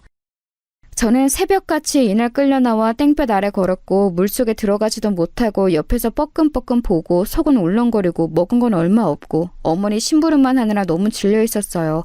그런데 잠깐 쉬는 저에게 또 핀잔을 주시는 걸 보니 온갖 정나미가 다 떨어지더군요. 그래서 곧장 저는 택시를 불러서 타고 가버렸고 사라진 저를 한 30분쯤 늦게 발견한 남편은 전화를 하고 난리가 났어요. 전화하지 마. 어머니랑 당신이나 좋은 시간 보내. 나는 거기 더 있을 생각이 없으니까. 배 너무 땡기고 불편하고 넘어질까봐 가슴이 조마조마하다고. 대체 나한테 왜 이러는 거야? 날 얼마나 괴롭혀야 마음이 편해? 어머니도 어머니지. 아니 뱃속에 자기 손자 안고 있는 며느리는 그렇게 굶기고 자기 아들만 눈에 보여서 먹는 걸로 차별하시냐? 나 임산부야. 왜 가만히 있는 꼴을 못 보시냐고. 당신은 나를 안 지켜주니 나도 내 애랑 나를 지키기 위해서 그만 집으로 가는 거야. 오늘 외출도 자제할 더위인 거 당신도 알고 있지? 그런 날씨에 임산부를 이렇게 땡볕에 10시간 가까이 세워두는 게 말이 돼? 이렇게 왁하고 난리를 친 저는 곧장 집으로 돌아와서 샤워를 하고 그대로 기절할 듯 잠들었어요. 다음 날 꾸역꾸역 올라온 어머니는 이날의 일로 제가 나중에 애를 낳고 몸조리를 할 때까지 제 얼굴을 볼 수 없었답니다. 곧장 문을 박차고 들어와서는 안방을 확 열어 제끼시더니 당장 나오라고 소리를 질러대셨거든요. 너는 어떻게 되먹은 애가 어쩜 그렇게 싸가지가 없냐? 어른이랑 지 신랑을 냅두고 지 혼자만 택시를 타고 올라가? 아주 돈 지랄을 해라 지랄을 해. 네 신랑이 벌어오는 돈이 그렇게 웃어 보이디? 네 집에서 널 그렇게 가르쳤더냐? 그런 주제에 뭔 새끼를 뵈서 엄마가 될 주제가 된다고 저렇게 주접인 건지. 아이고 진짜 미워 죽겠다 너. 이날에 저는 이성을 거의 반쯤 잃고 소리를 질러대며 엄청난 소리를 하게 되었어요. 그럴 마음은 아니었는데 어쩌다가 그런 소리를 뱉은 건지 저도 이해가 안 갈 정도랍니다. 어머니, 저한테 자꾸 너너거리지 마세요.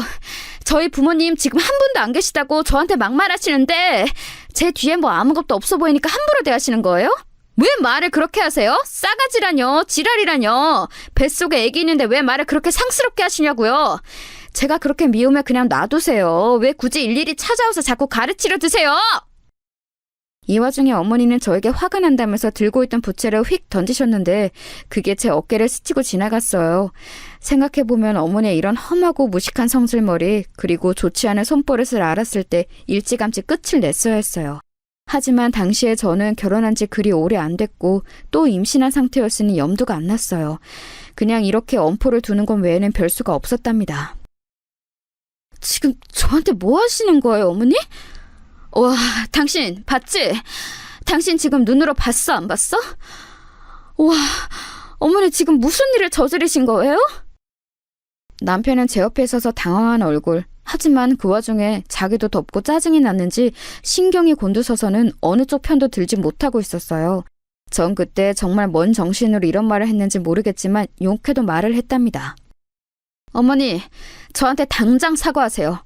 이거 지금 던지신 거 맞죠? 저 지금 못 참겠는데 이렇게 놔두시면 저 그냥 넘어갈 수 없어요. 당장 사과하시라고요. 그러자 어머니는 움찔거리면서 입으로 뭐라 욕을 머금으시는 것 같더니 자기 아들을 쳐다보시더라고요. 뭔가 편이라도 들어달라는 의미였는지 뭔지는 모르겠지만 아무튼 아주 구질구질해 보였어요. 그러자 남편은 저보고 일 크게 만들지 말자는 어투로 말하는데 전 아주 초강수를 둬버렸답니다. 저도 바보는 아니었으니까요. 당신 이 상황 말리고 어물쩍 넘어갈 생각하지 마. 나 임신하고 뱃속에 우리 애기 있는 거 우습게 알고 저렇게 하시면 나도 대처를 할 수밖에 없어. 어머니한테 사과받을 거야. 만약 당신 여기서 나보고 참으라거나 하면 나는 당신이랑 안 살고 이혼할 거야. 알겠어? 무슨 말인지 알겠냐고. 이 말하면서 얼마나 이가 덜덜 떨리던지 얼마나 스트레스로 치아를 세게 깨물었으면 틈틈이 다 시리고 아파올 지경이었어요. 그저 본인 아들과 추억을 만들어 본답시고 그 상황에 며느리인 저를 시녀처럼 끌고 다니는 시어머니라니 정말 진저리가 처질 정도로 싫고 토할 것 같더라고요.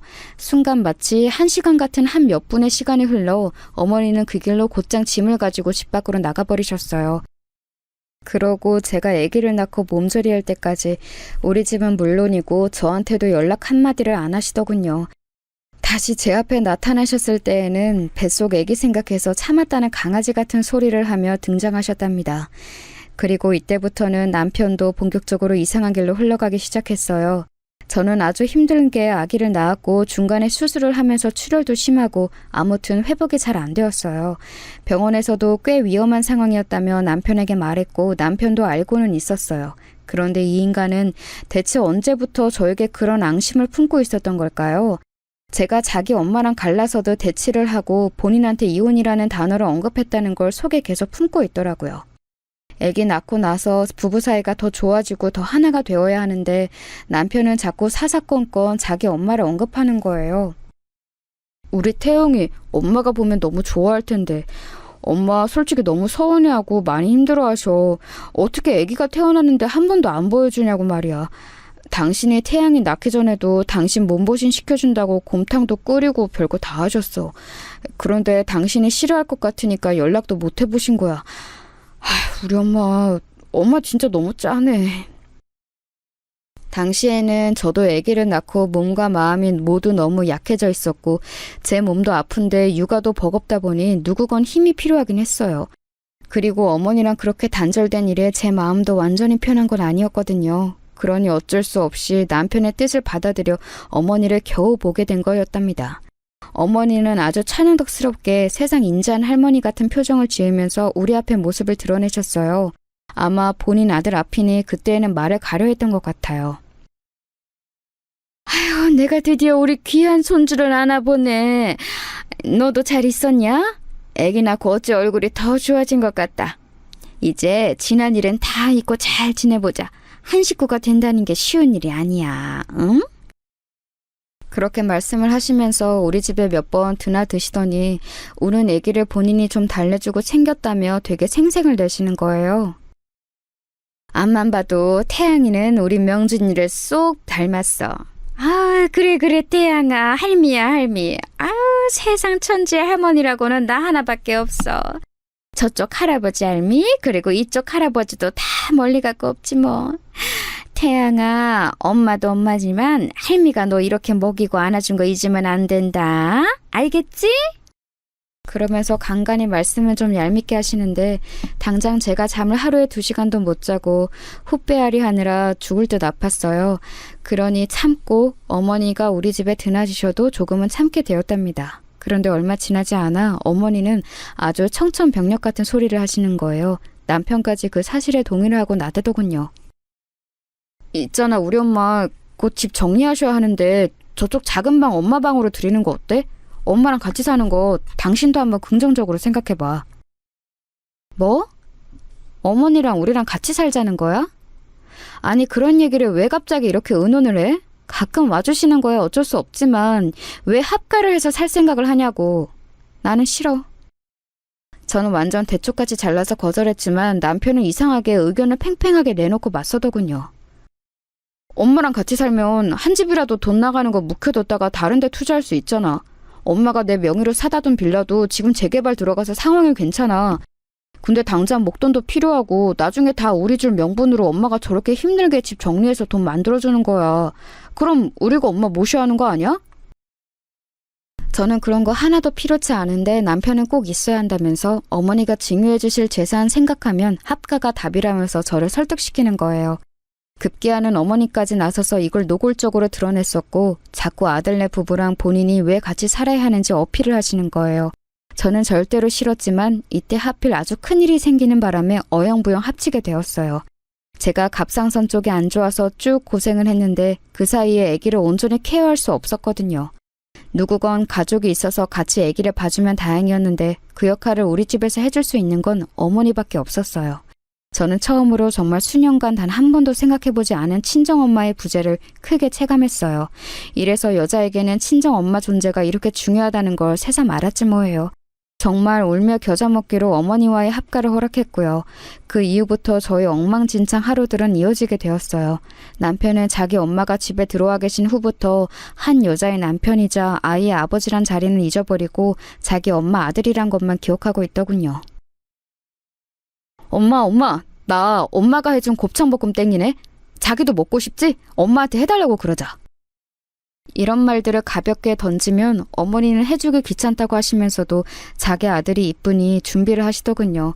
문제는 그런 준비들을 다 저에게 시키는 거예요. 예, 네가 나가서 좀 재료들 사다 놔라. 이따 오는 길에 마트 들려서 사오면 돼. 그리고 와서 이거저거 다듬어 놓고 준비만 다 해두면 내가 와서 할 테니까. 그리고 나 허리가 너무 아파서 이제 빨리 하기도 힘드니까 이건 네가 좀 해놔야 된다. 그러면서 아주 솔찬히 저에게 살림이며 다양한 것들을 주문하시더군요. 제가 그냥 놀고 먹느라 쉬는 것도 아닌데 자꾸 일거리들을 갖고 오셨고 도저히 참을 수 없어진 저는 일찍 아이를 어린이집에 보내기로 했어요. 이 부분을 갖고도 얼마나 어머니랑 크게 싸우는지 몰라요. 네가 정신이 있는 얘냐? 저 피덩이를 어떻게 남한테 맡겨? 애미가 되었으면 6.25 때처럼 다 같이 굶어 죽게 생긴 거 아니고서야 네 힘으로 키워야지. 세상 무서운데 어떻게 자식을 내맡길 생각을 하냐고. 하여간 애미 없이 자라서 뭐 곁을 느껴본 게 있어야지. 저렇게 정내미가 없어서 냉정하게 지 자식을 갖다 줘버리네. 이따윈 말을 듣고 있는 와중에도 저는 더 이상 어머니와 뭔가를 왈가왈부하고 싶지 않았어요. 합가한 이상 어머니는 쉽게 다시 분가하실 생각도 없어 보였고 그렇다면 저도 제 상황을 냉정히 바라볼 필요가 있었답니다.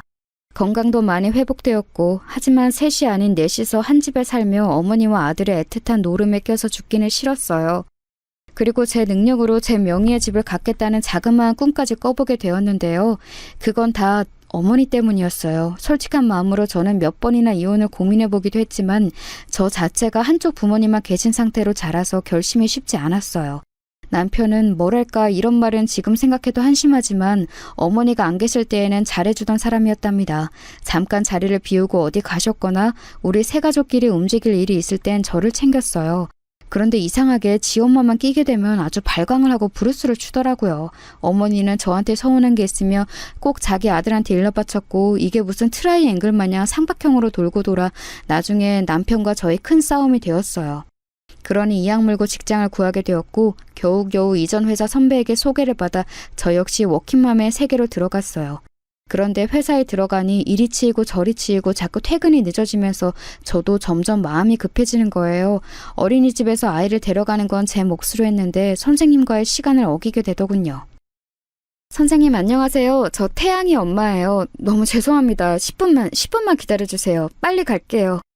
이렇게 말하면서 택시에서 초조해하며 어린이집 8분 남짓 거리에 사는 우리 어머니는 절대 자기 손주를 데리러 가지 않는 상황을 원망하고 있었어요. 충분히 데려갈 수 있음에도 불구하고 어머니는 제가 괘씸하다는 이유로 아이 하원을 안 하셨거든요. 사지 멀쩡한 젊은 얘가 자식 키우기 싫다고 남한테 맡겨놓고 나가놓고서 뭐? 애 보내고 데려오고를 나한테 시키려고? 얼씨구 나는 싫다. 내가 왜 네 좋은 일을 시켜줘야 되냐? 네가 낳아놓은 자식 네 손으로 알아서 해. 나는 도와주지 않을 거야. 한편으론 이런 말을 하는 게 너무 웃긴 게요. 어머니는 처음에 손주를 봐주겠다는 명목으로 은근슬쩍 우리 집으로 흘러 들어오셨던 거예요. 그래놓고 슬슬 조금씩 그런 것들을 놓고 그냥 아이들과 본인이 사는 집에 제가 얹혀 사는 것처럼 취급을 하시더군요. 나중에는 선 넘은 참견까지 하기 시작하셨어요. 너 그렇게 해서 월 얼마에 번다고 했냐? 300은 벌어? 그것도 아니잖아. 우리 명준이가 400씩 떡떡 벌어오면 그걸로 감사한 줄 알고 알겠을 생각을 해야지. 한 200은 버는 거니? 아니 그까지 푼돈 벌려고 네 색대 같은 새끼도 고생시키고 네 남편 밥도 안 차려주고 맨날 죽을상을 하고 들어오고 대체 뭐 하는 거야? 저는 이때 속으로 이런 말을 되뇌었어요. 그렇게 스트레스 받고 싫으시면 제발 이 꼴 보지 말고 나가세요 어머니 하고 말이에요. 왜 이렇게 집에 굳이 껴들어 오셔서는 나중에 본인이 사둔 그 잘난 재개발 빌라를 아들에게 준다는 명목하에 돈 한 푼 안 내고 떳떳하게 살고 계시는 걸까요? 막말로 그 집이 본인 아들 집이 될 거지 저한테 될 거는 아니잖아요. 그러면서 나중에는 은근히 돈을 보태라면서 자꾸 우리 집 경제 상황을 물으시는 거예요. 예, 너네 돈 얼마나 모아놨냐? 돈 관리는 네가 한다며. 대답 좀 해봐라. 한 2억은 있어? 저는 화들짝 놀라서 이렇게 답했어요. 아니요, 어머니, 2억이라뇨. 저희 지금 결혼한 지 뭐 얼마나 되었다고. 중간에 태양이도 태어났고 저도 맞벌이 한 지 얼마 안 되었어요. 몇 천도 없어요. 왜 물어보시는 거예요? 어머니는 이런 상황을 보며 도대체 제가 얼마나 싫은 건지 완전 저를 도둑 취급하시더라고요. 아이고, 미치고 팔짝 뛸 노릇이다. 니네 결혼한 지 얼마 안 있으면 거의 3년 되는 거 아니냐? 그렇게 뭐? 몇 천도 없다고? 야, 나 같으면 월급 그렇게 따박따박 받아서 알토란같이 모았겠다. 없어도 1억은 있겠어. 안 그러냐? 명준이가 월 400씩 갖다 주잖아. 3년이 다 돼가는데 1억이 없다고? 예, 너 그런 식으로 살림할 거면 경제권 나한테 넘겨라. 이거 무슨 고양이한테 생선 맡긴 꼴이지. 이러니까 없는 것들을 집으로 들이면 안 되는 거야. 아주 돈 생기면 무섭게 써버린다니까. 없을 때 벌은 못 입고 걸신 들린 듯이 쓰는 거지. 저는 이때 너무 기가 막히더라고요. 어머니 말 하나하나에 화가 나는 포인트들이 너무 많았어요. 어머니, 월급 받으며 그걸 그대로 조금도 손 안 대고 통장에 집어넣을 수 있는 집도 있나요? 그럼 저희는 어떻게 뭘 먹고 사는데요? 가계부를 제가 제대로 안 썼지만 저희 집 고정 지출만 해도 200이 넘어요. 게다가 작년부터 어머니도 어찌어찌 같이 들어와서 살고 계시고 같이 먹고 밖에 다니고 하셨잖아요. 그 돈은 돈이 아니에요? 고양이한테 생선 맡긴 꼴이라니요. 무슨 저를 도둑 보듯이 말씀을 하세요? 저는 좀처럼 흥분이 가라앉지 않았어요. 가뜩이나 이날도 여지없이 힘들게 애를 업고 집으로 들어와서 씻지도 못했는데 대뜸 절 붙잡고 소파에 누워서 과자나 까먹으시며 저런 말을 하는 어머니가 안 믿겠냐고요. 너무 미움이 크고 속이 터져서 한동안 저는 잠깐 한의원도 다녔었어요. 화병이 심해지니 그냥 이 우라를 어쩔 줄 모르겠고 어떻게든 해소는 해야 되겠고 진짜 분풀이를 어찌해야 될지 모르겠더라고요. 와중에 남편은 자꾸 저한테 감성팔이만 하는 거예요. 엄마가 저런 말 하는 건 너무 고생하고 어렵게 사셔서 그런 거야. 아버지가 많이 벌어다 주신 것도 아니고 얼마 안 되는 살림 갖고 엄마가 얼마나 알뜰하게 사셨는데 나는 우리 엄마 진짜 존경해. 엄마 같은 사람은 없어. 당신도 나중에 태양이 커봐. 당신도 똑같이 시어머니 될 거면서 너무 그렇게 야박하게 우리 엄마한테 굴지 마. 이런 말을 들으니 나중에는 나만 이상한 건가? 이 집에서는 나만 정말 없어지면 되나 생각이 다 들더라고요. 게다가 이때 우리 애는 저에게서 떨어질 줄을 모르고 빽 울어대고 등원도 거부하니까 정말 정신이 사나웠어요. 어머니는 저때 제가 말대답을 세게 했다는 이유로 며칠간을 삐져 계셨는데요. 남편이 저에게 몇 번 언지를 주면서 엄마랑 잘 풀어보라는 헛소리를 했지만 저는 절대 틈을 주지 않았어요.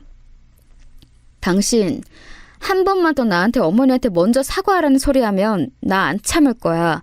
적어도 당신은 나한테 그딴 소리 할 자격 없어. 내가 뭘 잘못했는데? 당신이야말로 나랑 어머니랑 싸우는 상황을 방치하고 뭐 하는 거야? 가만 보면 당신이 제일 나빠. 방관자이자 싸움 부추기는 사람이나 마찬가지라고. 저는 참고 있던 말들을 다 쏟아내며 남편과 안방에서 크게 싸웠고 어머니는 방문을 쾅쾅 두드리며 되도 않는 쇼를 하시더군요. 아니 글쎄 막 울어대시는 거예요. 진짜 이게 뭐 하는 짓이에요. 내가 며느리 하나 잘못 들여가지고 별거를 다 본다 진짜. 니네 뭐 하는 거냐? 어? 애미, 너 왜 명준이한테 지랄이야 지랄을. 짠한 내 새끼한테 네가 뭔데 핏대를 세우고 난리냐고. 당장 문 안 열어? 아이고 서러워라. 내가 뭔 꼴을 보겠다고 집에 들어와서. 아이고. 그러자 곧장 남편이 문을 열어서 어머니를 안심시킨답시고 부축하고 하는데 그걸 뒤에서 멍하니 보고 있던 저는 뭐 하는 사람인 걸까요? 이 분위기에 계속 있다간 숨막혀 죽을 것 같아서 적당히 옷을 걸쳐 입고 밖에 나갔어요. 정처 없이 돌아다니는데 벌써 시간도 밤 10시를 넘겼고 슬슬 밤길이 무서워지기 시작해서 결국 집에 돌아왔답니다. 근데 이날 저는 밤하늘을 보며 많은 생각이 들었어요. 내가 왜 이런 인생을 살고 있을까? 안 그래도 부모 사랑 많이 못 받고 자라서 힘든데 왜 저렇게 부모 자식 사랑 지극한 모자 사이에 끼어서 더 심한 차별을 받고 있나 싶은 거예요. 서러워서 눈물이 나면서 일찍 돌아가신 엄마보다는 근래에 제 곁을 떠난 아빠 생각이 정말 너무너무 나더라고요. 아빠는 그렇게 내가 행복하길 바라셨고 온갖 격려의 말들을 해주고 가셨는데 말이에요. 평소에도 떳떳하고 성실하게 살아오셨고 남자 몸으로 홀로 딸 하나를 키우며 많은 것들을 감당하셨던 우리 아빠가 살아계셔서 저의 이런 모습을 봤다면 뭐라고 하셨을까요? 왜 나한테는 대신 나서서 싸워주는 어른이 없는 건지, 그런 역할이 꼭 필요한 건 아니지만 저 거지 같은 집안을 보니 너무 간절해지더라고요. 이때 저에게 애절한 생각이 밀려오며 별 한 가지 내몰려졌던 건 어쩌면 차후의 일을 대비하기 위한 생존 본능과도 같은 것이었을까요? 저 일이 믿고 며칠 되지 않아 정말 본격적으로 큰 사건이 이 집에서 일어나게 되었거든요. 앞서 제가 겪었던 일들은 어쩌면 이 일이 터지기 위해 차곡차곡 자리를 만들었던 게 아닐까 싶어요. 이날로 돌아가서 상황을 보자면 저는 어머니와도 남편과도 냉전 중인 상태로 출근 준비를 하고 있었어요. 집안 분위기도 먹같고 게다가 애도 어린이집에서 감기를 옮아와서 컨디션이 나쁜 상태였답니다. 결국 어린이집에 보낼 수 없는 상태가 되어 제 입으로 어머니한테 말하기도 싫고 남편에게 억지로 SOS를 요청했어요. 태양이 아프니까 당신이 어머니한테 태양이 좀 봐달라고 해. 나 도저히 회사에 휴가 낼 수 없어. 저번에도 내가 무리해서 냈고 요 근래 계속 반차며 다 써서 못 쓸 것 같아. 내가 말하기는 싫어. 어머니랑 또 싸워야 하니까. 당신이 알아서 해. 제 말에 남편은 뭐 얼마나 저한테 그리 대단한 혐오스러운 일을 당했다고 아주 경멸하는 눈으로 쳐다보는 거예요. 뻔한 거 아니겠어요? 자기 엄마랑 사이 나쁜 와이프가 애를 자기 엄마한테 맡긴다고 하니까 열이 받는 거죠. 본인도 제 맞벌이를 찬성하고 같이 돈 벌었으면 좋겠다고 했던 주제에 제가 뭐 슈퍼우먼이라도 되는 줄 알았나 봐요. 뭘 그런 눈으로 봐? 그럼 나 돈 벌지 마? 당신 월급으로는 이 집 대출 빡빡하다며. 어머니가 당신 재개발 빌라에 쏟아놓은 돈만으로도 죄송해서 어머니한테 손 못 벌린다며. 그럼 나를 일터에 내보내놓고 애 케어하는 것까지 다 뒤처리시킬 생각이었어? 당신 진짜 너무 날로 먹으려고 든다. 됐고 당신이 말할 생각 없으면 내가 얘기한다? 아니면 나 회사 관둬? 이 말에 완전히 뿔이 나버린 남편은 씩씩거리더니 그 길로 곧장 자기 엄마한테 가서 얘기를 하더라고요. 뭐라 말하는 소리가 들리고 승질을 있는 대로 내면서 한숨을 퍽퍽 쉬어대는 소리도 들렸어요. 저는 정말 이것들이 나더러 죽어라 하는구나 싶으면서도 아이 열을 재고 물수건으로 이마를 닦아준 다음 다시 싱크대 쪽에 아이 먹을 약들이랑 완전히 챙겨서 나갈 채비를 하고 있었어요. 전날 애 열나는 거 불침번 서며 지켜보느라 잠은 물론이고 아침 차려 먹기도 다 귀찮고 짜증이 나서 아무것도 손대기 싫더라고요. 그런데 어머니는 이 상황에서 제가 그렇게 죽일 땐 미우셨나 봐요. 전날 애가 그렇게 기절할 때 울어대고 열로 경기를 해서 응급실까지 한 번 다녀온 걸 알면서 그 다음날 아픈 손주를 자기한테 맡긴 것도 화가 나셨고요. 그리고 며느리가 어찌 되었건 죽이 되건 밥이 되던 간에 아침이 되었으면 식구들 밥상을 차려야 하는 게 아닌가 하고 아주 어이가 없으셨던 거지요. 어머니 본인과 아들뿐 아니라 며느리 당사자인 저도 뭐 하나 입에 못 대고 출근한다는 건 관심도 없으셨어요. 그래서인지 옷을 차려입고 현관에서 신발을 챙기던 저를 불러 세우시더군요. 저는 이 순간을 다시 떠올리기만 해도 입에서 욕지기가 나올 정도예요. 왜 부르세요, 어머니? 저 빨리 나가봐야 해요. 태양의 열 이제 떨어뜨렸고 좌우지간 저 많이 늦었어요. 나중에 얘기하세요. 그런 저를 어머니는 노려보면서 대뜸 거기 있어보라고 소리를 지르시는 거예요. 야, 어른이 말하는 거 안 들리냐? 거기 있어 보라잖아, 어? 너 말이야, 지금 집꼴이 이게 말이 된다고 생각해? 그놈의 회사 때려쳐. 이따위로 할 거면 네 남편이 갖다주는 돈만 갖고 살아. 이게 아주 시애미를 지 잡종으로 하나. 아주 버릇을 고쳐놔야 돼 이건. 여기에서 저는 온몸에서 피가 빠져나가는 듯한 피로감을 느끼며 눈을 질끈 감게 되었어요. 아, 어머니 진짜 왜 이러세요 정말. 저 출근해야 된다고요. 아, 당신이 좀 나와봐. 그러자 어머니는 제가 자기 앞에서 자기 아들을 이렇게 부른 것이 자극된 건지 막 길길이 날뛰시더라고요. 누구 아들을 어디 개 부르듯이 막 불러대 이게? 너 미쳤냐? 너 지금 집꼴을 봐라. 이게 사람 사는 집이냐? 아니 이 집에 먹고 사는 식구가 몇인데 그냥 맨몸으로 쏠랑 나가버릴 생각을 하냐?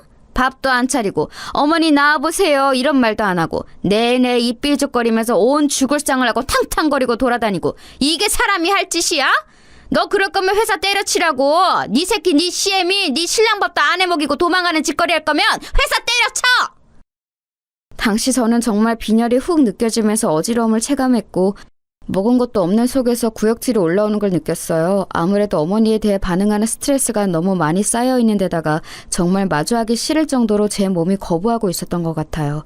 저도 이때 눈이 완전히 돌아서는 똑같이 소리를 질러버렸고 그 일은 일어나게 된 거예요. 진짜 바쁜 사람 왜 붙잡나 했더니 밥이요? 밥이 문제예요 지금? 어머니 저 지금 출근 시간이 몇 시인지는 아세요? 저 태양이 아파서 어쩐 약부터 아무것도 못 먹고 이 상태예요. 제가 무슨 어머니 손주 돌봐주고 아들이랑 같이 돈 벌어주고 밥 태다 바치는 기계예요? 드시고 싶으시면 어머니가 차려 드시면 되잖아요. 어떻게 제가 뭘 움직이지 않으면 아무것도 안 하려고 드세요? 좀 제발 좀 신경 좀 끄세요 저한테. 다 꼴보기 싫으시면 어머니가 나가시던지요.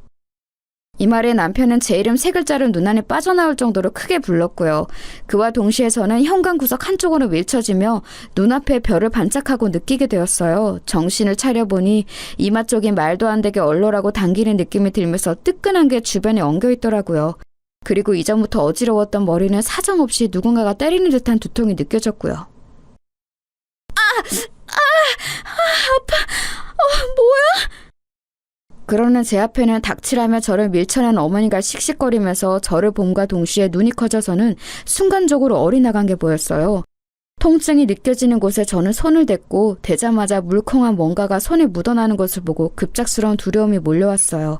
주변에 거울이 없었기에 주저앉은 상태로 핸드백에 휴대폰을 쓱 꺼내어 까만 화면으로 얼굴을 봤는데 이마에서는 뻘건 액체가 지저분하게 엉켜 맺혀 있었어요. 웬일이야. 미쳤다.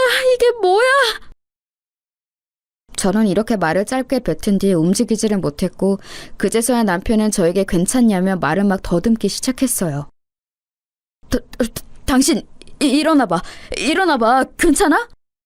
저는 한참을 고개를 숙이고 들지는 못했고 이마 찢긴 부분이 너무 아파서 바로 뭔가 반응을 할 수 없었어요.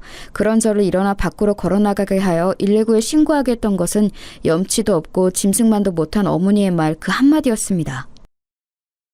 얼굴 좀 봐봐라. 제대로 보여줘봐. 아니 뭐 그거 좀 민 거 가지고 호들갑을 떠냐? 별로 안 다쳤을 거야. 어디 보여줘 보라고.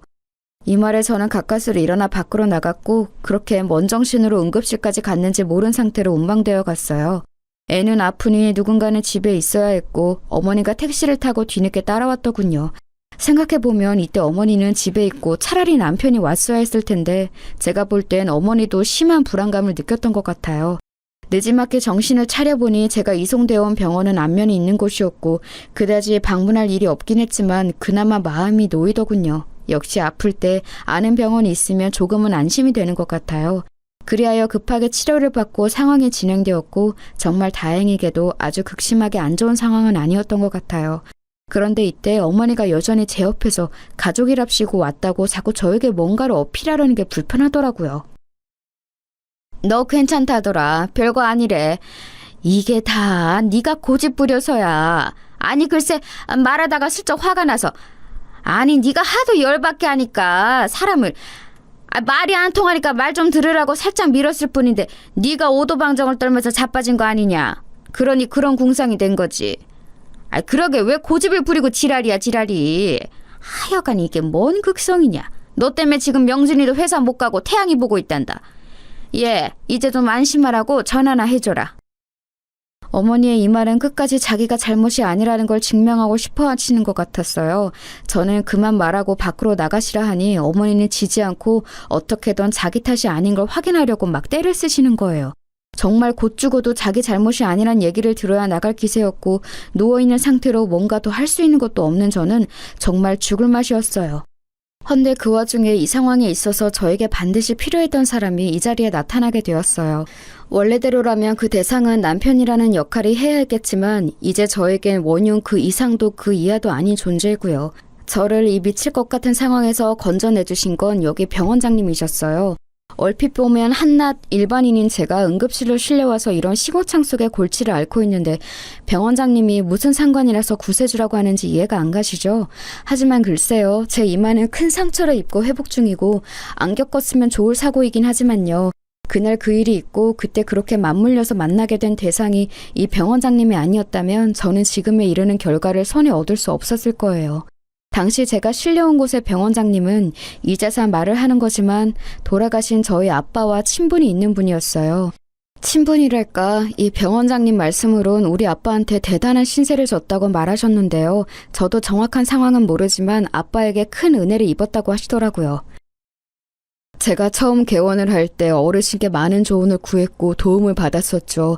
초반에 사기에 휘말릴 뻔했는데 용케도 그걸 중간에서 해결을 해주신 덕분에 무사히 개원도 하고 지금에 이르게 된 거예요. 아마도 저의 친정아빠와 연결된 고리가 있으셨던 것 같고 중간에서 아빠가 해결해 주신 문제가 있었던 것 같아요. 그래서 아빠가 돌아가시기 전에 몇 번 여기서 치료를 받으셨던 적도 있었거든요. 근데 제 개인적인 일로 드나들어 본 적은 한 번도 없었어요. 여하튼 이런 상황이 되어 병원장님은 제 편의를 봐주시겠다고 오셨는데 어찌되었건 뭐 때문에 이런 사태에 이르게 되었는지 아셔야 하잖아요. 저는 어머니를 나가시게 한 다음 상황을 얘기하려는데 어머니는 끝끝내 나가시질 않는 거예요. 병원장님과 제 관계에 대해 옆에서 대충 감을 잡으시는 것 같더니 점점 표정이 변해서는 뭔가 믿을 수 없다는 얼굴로 저를 여전히 노려보시더군요. 결국 이도저도 다 짜증이 나버린 저는 옆에 어머니가 있던 말던 상황을 말했어요. 보시는 대로 이거 어머니가 저 밀쳐서 이렇게 된 거예요. 전날 아픈 애기 돌보느라 잠도 못 자고 아침도 못 먹고 맡기고 출근하려는데 그것부터 불만이 많으셨고요. 저한테 소리소리 지르시다가 밀치셨고 이마는 이 모양이 되었어요. 그래서 여기 온 거예요. 이후로 어떻게 해야 될지 모르겠네요.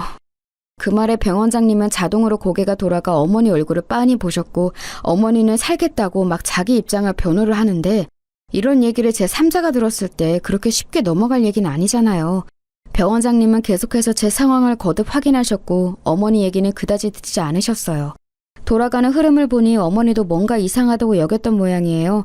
바짝 제 앞에서 몸을 숙여 완전히 예의를 차려 귀 기울여 얘기를 듣는 병원장님을 보고 그리고 계속해서 저의 친정아빠를 언급하는 걸 보면 그 속에서 뭔가를 느낄 법하죠. 심각한데요. 그냥 넘길 수 없는 일인 것 같아요. 그냥 다치고 치료를 하고 해서 넘어가긴 힘들겠네요. 이런 흐름 중 저는 제 입으로도 이런 말을 하게 될 줄은 몰랐지만 결국 뵙게 되었어요. 그 말에 어머니는 눈이 튀어나올 듯 기겁을 하셨고요. 신고하고 싶은데요. 도와주세요. 저 혼자서 하기는 힘들 것 같아요. 제 말에 병원장님도 크게 다른 생각은 없으셨는지 동의하시는 투였고 어머니는 거품 물고 아주 발악을 하시더라고요. 뭔 소리냐고 이걸 그렇게 다룰 일이냐면서 말이죠. 하지만 지저분한 모든 떼쓰기는 다 집어치우고 결론부터 말하자면 저는 병원장님의 도움을 받아 신고부터 시작하여 더 나아가 쉽게 진행되지 않았던 이혼까지 그리고 보상까지 다 이뤄나가게 되었어요. 본래 저는 신고까지는 생각을 굽힐 수 없었기에 이 정도로 하고 남편과의 관계를 지켜볼 예정이었는데요. 남편이 하는 짓거리를 보니까 이거 안 되겠더라고요. 무슨 수를 써서라도 이혼을 해야겠어요. 아니 저기요, 우리 엄마가 잘못한 거 아니에요. 저 사람도 우리 엄마를 밀었어요. 둘이 쌍방이에요, 쌍방. 그냥 말싸움 있잖아요. 별거 아니에요. 당신은 집안일을 왜 이렇게 크게 만들어? 야, 진짜 이 미친 인간이 말이에요. 어디서 은근슬쩍 지 엄마 죄를 덮으려고 저도 쳤다는 식으로 거짓말을 하더라고요. 괘씸죄, 능멸죄까지 얹어서 제대로 심판을 해주고 싶더군요. 그리하여 저는 이혼까지 넘어가게 되었고 여기서도 저 질기고 질긴 모자는 저를 안 놔주려고 미친 발악을 해댔었어요. 그런데 여기까지 오고 보니 저도 오기가 생기고 그간의 서름들이 다 밀려오면서 그전엔 어땠을지 몰라도 앞으로는 이런 생활, 이 인간들과 섞여 사는 삶은 살기 싫더라고요. 이처럼 중간에 제 3자인 병원장님이 개입하여 객관적으로 판단해 주신 덕에 저는 겨우겨우 그 집안에서 탈출해 나올 수 있었어요. 제 아이와 함께 말이에요. 이혼을 쉽게 안 해주겠다고 버티고 저에게 따로 설득을 하려는 남편에게 어머니를 들어 저는 더 크게 엄포를 놓았어요. 여기서 이혼 안 해주면 나 이 일 공론화 시킬 거야. 세상 천지에 어떤 시어머니가 자기 아들 밥 안 해줬다고 밤새 자기 손주돌보다 지친 며느리를 그 모양으로 만들어 놓냐? 당신 회사에 흘리고 동네에 소문내고 그깟 벌금 얼마 물고 다 불어버리는 수가 있어. 나 아직도 분이 안 풀려. 보상해준다고 얼마 받긴 했지만 성이 안 풀린다고. 그 돈 갖고 뭐 다 덮고 잘 살 수 있을 줄 알았어? 진짜 웃기지도 않네. 좋은 말 할 때 이혼해주는 게 좋을 거야. 소송까지 가고 지저분하게 굴면 나도 어머니에 대한 거 하나하나 다 풀어버릴 거야. 그러면 당신이 나한테 제발 이혼 곱게 해달라고 빌게 될걸? 그래도 괜찮냐고 진짜. 이렇게 엄포를 놓았어도 초반에만 움찔하고 질척거리며 늘어지던 남편은 무조건 이혼을 강행시키려는 저에게 밀려 결국에는 손을 놓고 말더군요. 아무래도 지 엄마가 한 짓이 있고 그게 걸려있으니 쉽사리 나서서 맞고 어쩌고 할 수는 없었던 것 같아요. 다시 생각해봐도 정말 너무 쓰레기 같고 함께해서 더러웠고 다시는 만나지 말자고 굳게 약속하고 싶은 결혼 생활이었어요. 제 이마에 남겨진 상처는 완전히 사라지지는 않았지만 저는 최대한 좋은 쪽으로 생각을 해보려고 해요. 그나마 정말 이 무시무시한 경험 때문에 비로소 그 환경에서 나올 수 있었다고 말이에요. 생각해보면 정말 눈 깜짝 손 까딱 안 하고 손주 키우는 생색내고 본인 며느리한테 받아 처먹기만 하던 어머니가 또 떠올라요. 그리고 뒤에서 앵앵거리며 숨어 살던 남편도요. 이것들과 어떻게 제가 향후 4, 50년을 살아갈 수 있었을까요? 중간에 한 번은 미쳐버리지 않았을까 싶더군요. 어찌 보면 빠르면 빠르다고 볼 수 있는 시기에 이런 사고를 당해 뼈아프게 정신을 차렸고 제 3자가 나서서 상황을 짚어준 덕에 무사히 떨궈져 나올 수 있었다고 생각해요. 다시 생각해봐도 저를 천의 고아 취급하며 그렇게 자기네 잡종을 부려먹으려던 어머니가 이런 대형 병원 병원장이 지인이랍시고 우리 아빠에게 은혜를 입었다고 바짝 허리를 숙여 저에게 맞추는 모습을 보고 기겁한 거요. 정말 그 꼴이 얼마나 졸렬하고 역겹고 추하게 느껴지는지 모르겠네요. 다시는 인생에서 이런 인간들과 상종을 하고 싶지 않고요. 그냥 그렇게 제 기억 속에서 하루하루 잘근잘근 씹히면서 분해되고 잊혀지길 바라볼 뿐입니다. 이제는 정말 저를 진정으로 사랑하고 걱정해 주셨던 친정 아빠를 떠올리며 제 아이와 아주 천천히 행복해지고 싶어요. 응원해 주시면 감사하겠습니다.